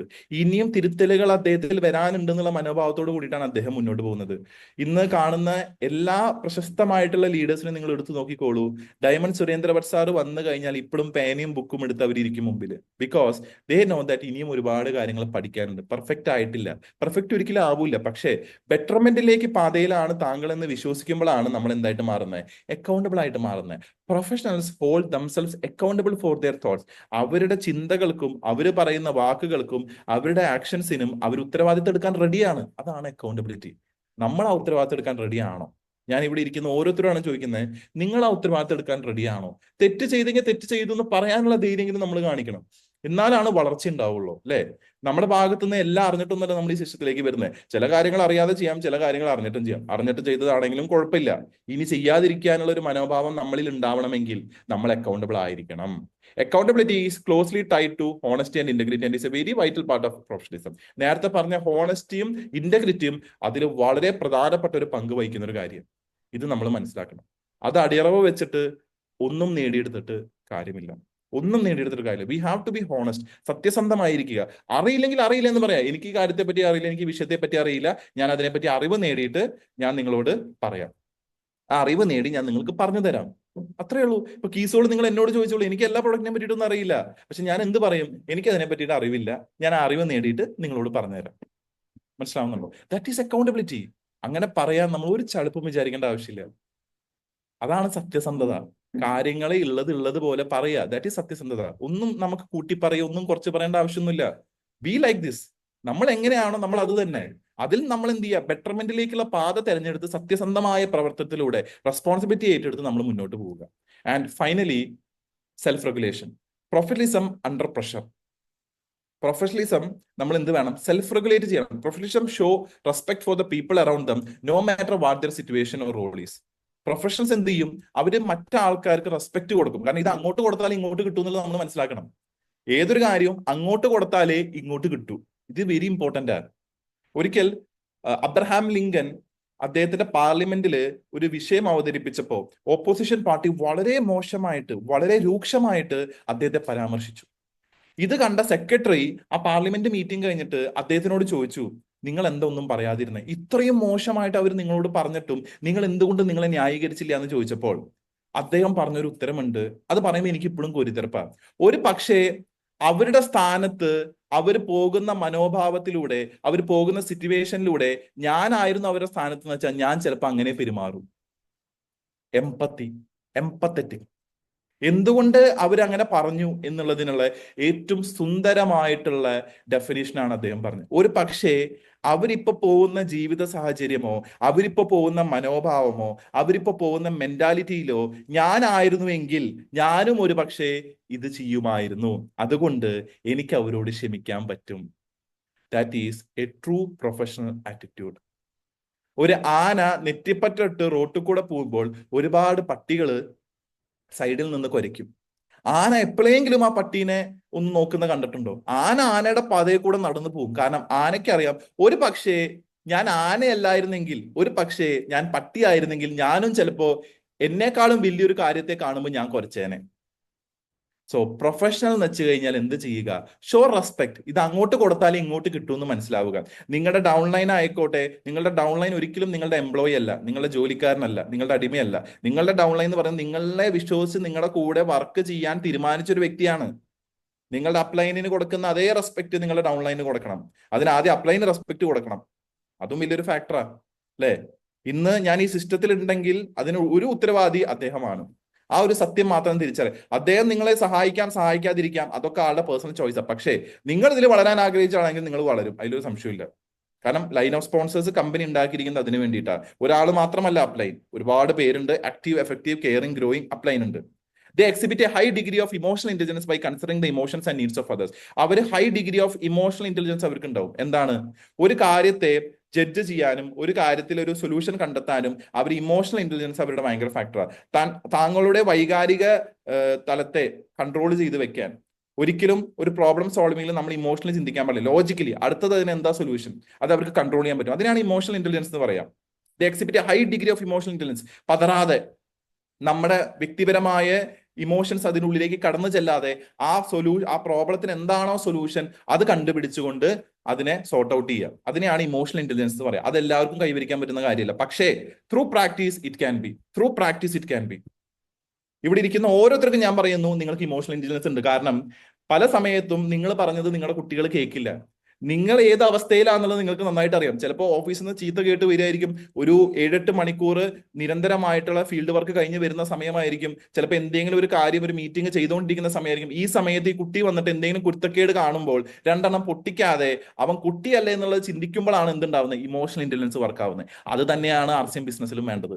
നിങ്ങളുടെ ടീമിൽ വരുന്ന ആൾക്കാർ, ഞാൻ പറഞ്ഞു ശൈശവ ആ ഒരു ടൈമിലുള്ളവരുണ്ട്, കൗമാരപ്രായമുണ്ട്, ഇവരൊക്കെ കുസൃതികൾ കാണിക്കും, ഇവരൊക്കെ പല വേലകൾ കാണിക്കും. പക്ഷേ എന്തുകൊണ്ട് അവർ കാണിച്ചു? ഒരു പക്ഷേ അവര് തുടക്കം കുറിച്ച സമയത്ത് ഞാനും അങ്ങനെ തുടക്കം കുറിച്ചൊരു വ്യക്തിയാണ്. അതേ വഴിയിലൂടെ കടന്നു വന്ന ആളെ ഞാൻ എന്നൊരു സത്യം തിരിച്ചറിഞ്ഞാൽ തീരാവുന്ന പ്രശ്നമേ ഉള്ളൂ. Emotional intelligence we have to exhibit. Self regulation, അവനവനെ തന്നെ മോണിറ്റർ ചെയ്യുക. ഒരാളെ കുറ്റം പറയുന്നതിനേക്കാളും മുന്നേ ഞാൻ സർവ്വതും തികഞ്ഞ ഒരു വ്യക്തിയാണോ എന്നുള്ള തിരിച്ചറിവ്. ഒരാളോട് കഴുത്ത് സംസാരിക്കുമ്പോൾ എനിക്ക് അങ്ങനെ പറയാനുള്ള എന്തെങ്കിലും യോഗ്യതയുണ്ടോ, നാളെ എന്നോട് ഒരാൾ ഇങ്ങനെ പറഞ്ഞു കഴിഞ്ഞാൽ എനിക്ക് വിഷമമാവില്ലേ എന്നുള്ള ചിന്തയാണ് പ്രൊഫഷണൽസിലേക്കുള്ള വഴി. ഇത് ചിന്തിക്കാൻ പറ്റണം, സെൽഫ് റെഗുലേറ്റ് ചെയ്യണം. ഞാൻ മറ്റൊരാളോട് പറയുന്ന കാര്യം എന്നോട് വേറൊരാൾ പറഞ്ഞാൽ എനിക്ക് ഇഷ്ടമാവോ എന്നും കൂടി ചിന്തിക്കണം. ഇതൊക്കെ സെൽഫ് റെഗുലേഷനാണ്. We have to think about that. ഇതിൽ ഞാൻ ഒരു റെഫറൻസും കൂടി പറയും. ഗോകുമാർ സാറിന്റെ നമ്മുടെ പ്രോഗ്രാമിന് 5-ാം തീയതിയിലത്തെ പ്രോഗ്രാമിനെ സംബന്ധിച്ച് ഒരു വീഡിയോ അദ്ദേഹം ചെയ്തിട്ടുണ്ടായിരുന്നു. അതിൽ 4 കാര്യങ്ങൾ പറയുന്നുണ്ട്. എന്താ പറയുന്നത്? 1, നമ്മുടെ മൗത്തിൽ നമുക്ക് കൺട്രോൾ വേണം. 2, മൈൻഡിൽ കൺട്രോൾ വേണം. 3, മൂഡിൽ കൺട്രോൾ വേണം. 4-ാമത്തത് മണി. ഈ 4 കാര്യത്തിൽ നമുക്ക് കൺട്രോൾ വേണം. ഇതൊക്കെ സെൽഫ് റെഗുലേഷന്റെ ഭാഗമായിട്ട് വരും. അപ്പൊ ഞാൻ പറയുന്നു, ആ വീഡിയോയും കൂടി നിങ്ങൾ എന്ത് ചെയ്യുക? റെഫർ ചെയ്യുക. And last but not least, image. Professionals look the part. അല്ലെ? ഒരു മീറ്റിംഗ് നടക്കുമ്പോൾ അവിടെ ഒരു ഷർട്ടും പാന്റും ടക്കൻ ചെയ്തുകൊണ്ട് ഒരു പ്രൊഫഷണൽ ആവില്ല. അതിന്റെ കൂടെ ചപ്പലിട്ട് വന്നു കഴിഞ്ഞാൽ എങ്ങനെ ഒരു പ്രൊഫഷണൽ ആവുക? ഡ്രസ് കോഡ് പാലിക്കണം. നമ്മളെ കാണുമ്പോൾ നമ്മുടെ സഹപ്രവർത്തകർക്ക് എണീറ്റ് നിൽക്കാൻ തോന്നണമെങ്കിൽ അത്തരത്തിലെ വസ്ത്രധാരണമായിരിക്കണം നമ്മുടേത്, അത്തരത്തിലെ പോസ്റ്റർ ആയിരിക്കണം നമ്മുടേത്. അല്ലാത്ത പക്ഷം എനിക്ക് നിങ്ങൾ റെസ്പെക്ട് താ എന്ന് പറഞ്ഞൊരു വള്ളിച്ചെരുപ്പും ഒരു ട്രൗസറും ഒരു ടീഷർട്ടും ഇട്ട് നിങ്ങൾ പറഞ്ഞു കഴിഞ്ഞു കഴിഞ്ഞാൽ ആൾക്കാർ നിങ്ങൾക്ക് റെസ്പെക്ട് തരില്ല. പാർലമെന്റിൽ കയ്യിൽ മുണ്ടെടുത്തിട്ട് സുരേഷ് ഗോപി പോയി കഴിഞ്ഞു കഴിഞ്ഞാൽ ആൾക്കാർ അദ്ദേഹം പറഞ്ഞ കാര്യം കേൾക്കോ? ഇല്ല. വസ്ത്രധാരണം വളരെ പ്രധാനപ്പെട്ട കാര്യമാണ്. Dress code is the most important thing. It is very very important. അത് നമ്മൾ മനസ്സിലാക്കണം. അതൊരു ചെറിയ മീറ്റിംഗ് ആയിക്കോട്ടെ, ഒരു ഹോം മീറ്റിംഗ് ആയിക്കോട്ടെ, ഒരു 1-on-1 ആയിക്കോട്ടെ, ഡ്രസ് കോഡ് ഇല്ലെങ്കിൽ പോവരുത്. ടീഷർട്ടും എന്താ പറയാ ട്രൗസറും അല്ലെങ്കിൽ ടീഷർട്ടും ഹാഫ് പാന്റും ഇട്ടിട്ട് നിങ്ങൾ ഒരിക്കലും ഒരാളോട് മീറ്റിംഗ് പറയാൻ പോവരുത്, 1-on-1 ചെയ്യാൻ പോവരുത്. Professions look the part. നിങ്ങളെ കണ്ടിട്ടാണ് ആൾക്കാർ കമ്പനീനെ വിലയിരുത്തുക. നിങ്ങൾ എങ്ങനെ പോകുന്നു അതാണ് ഫസ്റ്റ് പോയിന്റ്. അവർ നോക്കുക, ഇങ്ങനെയാണ് വന്നെച്ച കമ്പനി എന്തായിരിക്കും അവസ്ഥ? ഇങ്ങനെ വന്നത് കയ്യിലും മുണ്ടും ടീഷർട്ട് ഇട്ടിട്ടാണ് RCM പറയാൻ വേണ്ടിയിട്ട്. അപ്പൊ കമ്പനിയുടെ അവസ്ഥ പിന്നെ പറയേ വേണ്ട. Professionals look the part. This is not a hobby, it's our profession. ഇത് നിങ്ങൾ ഒരു ഹോബി ആയിട്ട് ചെയ്യല്ല, ഇതൊരു പ്രൊഫഷനായിട്ട് ഏറ്റെടുത്ത ആൾക്കാർ എന്റെ മുമ്പിൽ ഇരിക്കുന്നത്. അപ്പൊ അതുകൊണ്ട് വേണം, ആരെ കാണാൻ പോവാണെങ്കിലും, പുതിയൊരാളോട് നിങ്ങൾ ഒരു മീറ്റിങ്ങിനെ പറ്റി പറയാൻ പോവാണെങ്കിലും, 1-on-1 പറയാൻ പോവാണെങ്കിലും ഡ്രസ്സ് മാറ്റിയിട്ട് പോകണം, അല്ലെങ്കിൽ പോവരുതെന്നേ. They don't show up at work sloppily dressed with unkempt hair. മുടി പ്രോപ്പറായിട്ട് ചീന്താതെ, താടി പ്രോപ്പറായിട്ട് എന്താ പറയുക ഒന്നില്ലെങ്കിൽ ഷേപ്പ് ചെയ്യാതെ അല്ലെങ്കിൽ വടിക്കാതെ അവർ പോവരുത്. They have to look their part. കാരണം അവരെ റെപ്രസെന്റ് ചെയ്യുന്നത് കമ്പനീനെയാണ്. അവര് റെപ്രസെന്റ് ചെയ്യുന്ന ആരെയാണ്? കമ്പനീനെയാണ് റെപ്രസെന്റ് ചെയ്യുന്നത്. They are polished and they dress appropriately for the situation എന്താണോ ഡിമാൻഡ് ചെയ്യുന്നത് ആ രീതിയിൽ വേണം അവർ ഡ്രസ് ചെയ്യാൻ വേണ്ടി. എല്ലാ സ്ഥലത്തും കോട്ട് ഉപയോഗിക്കേണ്ട ആവശ്യമില്ല. നിങ്ങൾ ഒരു ഹോം മീറ്റിംഗിന് പോകണേ നോട്ട് നെസസറി കോട്ട് വേണമെന്ന്. പക്ഷെ എന്ത് വേണം? ഡ്രസ് കോഡ് 100% ആയിരിക്കണം. Because of this they exude an air of confidence and they gain a respect for this. എന്തുണ്ടാവും? ഇങ്ങനെ ഡ്രസ്സ് ചെയ്യുമ്പോൾ അവർക്ക് എന്തുണ്ടാവും? അവർക്ക് ഭയങ്കരമായിട്ടുള്ള ഒരു ഇമ്പാക്ട് നിങ്ങൾ കയറി വരുമ്പോൾ, സ്റ്റേജിലേക്ക് കയറി വരുമ്പോൾ അവർക്ക് തോന്നും. ഗ്രൂമിങ് ഒരു സ്ട്രോങ് ഇൻഫ്ലുവൻസാ. മുടി ചീന്ത എന്നുള്ള സ്ട്രോങ് ഇൻഫ്ലുവൻസാ. Non traditional interview attire sight influence ആണ്. ഇയറിങ്സ് നോ ഇൻഫ്ലുവൻസ് ആണ്. ഇപ്പൊ ചില ആൾക്കാര് കമ്മലൊക്കെ ഇടും. ഇടണ്ട എന്നൊന്നും ഞാൻ പറയുന്നില്ല, പക്ഷെ ഞാൻ പറഞ്ഞില്ല അതിൽ പ്രത്യേകിച്ച് ഇൻഫ്ലുവൻസ് ഒന്നും ഇല്ല. താടി പ്രത്യേകിച്ച് ഇൻഫ്ലുവൻസ് ചെയ്യുന്ന ഒരു കാര്യമൊന്നുമല്ല. ഇനി ഇൻഫ്ലുവൻസ് ചെയ്യുകയാണെങ്കിൽ തന്നെ എന്ത് വേണം? അത് നല്ല രീതിയിൽ നമ്മൾ ട്രിം ചെയ്ത് നല്ല രീതിയിൽ ഷേപ്പ് ചെയ്ത് വെക്കണം. മുസ്റ്റാച്ച് നോ ഇൻഫ്ലുവൻസ് ആണ്. അത് ഉണ്ടെങ്കിലും ഇല്ലെങ്കിലും ആൾക്കാർ നിങ്ങളുടെ ഡ്രസ്സിംഗ് ആണ് അവർ നോക്കുക. പക്ഷെ അതും നല്ല കെപ്റ്റ് ആയിട്ട് നിങ്ങൾ വെക്കുന്നുണ്ടെങ്കിൽ നല്ല ഭംഗിയായിട്ട് നിങ്ങൾ അറേഞ്ച് ചെയ്ത് വെക്കുക. ഹെയർ കളർ, ഇപ്പൊ ചില ആൾക്കാർ മുടി കളർ ചെയ്യും. എനിക്കതിൽ എതിരഭിപ്രായമൊന്നുമില്ല, നിങ്ങൾക്ക് കളർ ചെയ്യാം, പക്ഷെ അതൊരു അഭംഗിയായിട്ട് മാറരുത്. കാരണം ഞാൻ പറയുന്നു, നമ്മൾ റെപ്രസെന്റ് ചെയ്യുന്നത് ഒരു കമ്പനീനെയാണ്. നമ്മൾ റെപ്രസെന്റ് ചെയ്യുന്നത് ഒരു കമ്പനിയാണ്. കൈ കൊടുക്കുമ്പോൾ കൈ കൊടുത്തു എന്നുള്ളത് തോന്നണം. ആത്മാവിന് കൈ കൊടുത്ത പോലെ തോന്നരുത്. ആത്മാവിന് കല്യാങ്കാട്ട് നീലിക്ക് കൈ കൊടുത്ത പോലെ തോന്നരുത്. കാരണം എന്താ, അവരുടെ കൈ മറ്റേ സൈഡിൽ കൂടി ഇങ്ങനെ പുറത്തേക്ക് വരും.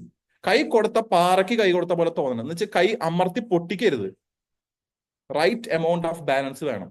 കൊടുത്ത പോലെ ഇരിക്കണം. കാരണം അതാണ് നിങ്ങളുടെ എന്ത് ചെയ്യുക, ഒരു ഒരു എന്താ പറയാ, നിങ്ങളുടെ ഒരു പോസ്റ്റർ അല്ലെങ്കിൽ നിങ്ങളുടെ ഒരു ഇമ്പാക്ട് അവർക്ക് ഫീൽ ചെയ്യുക.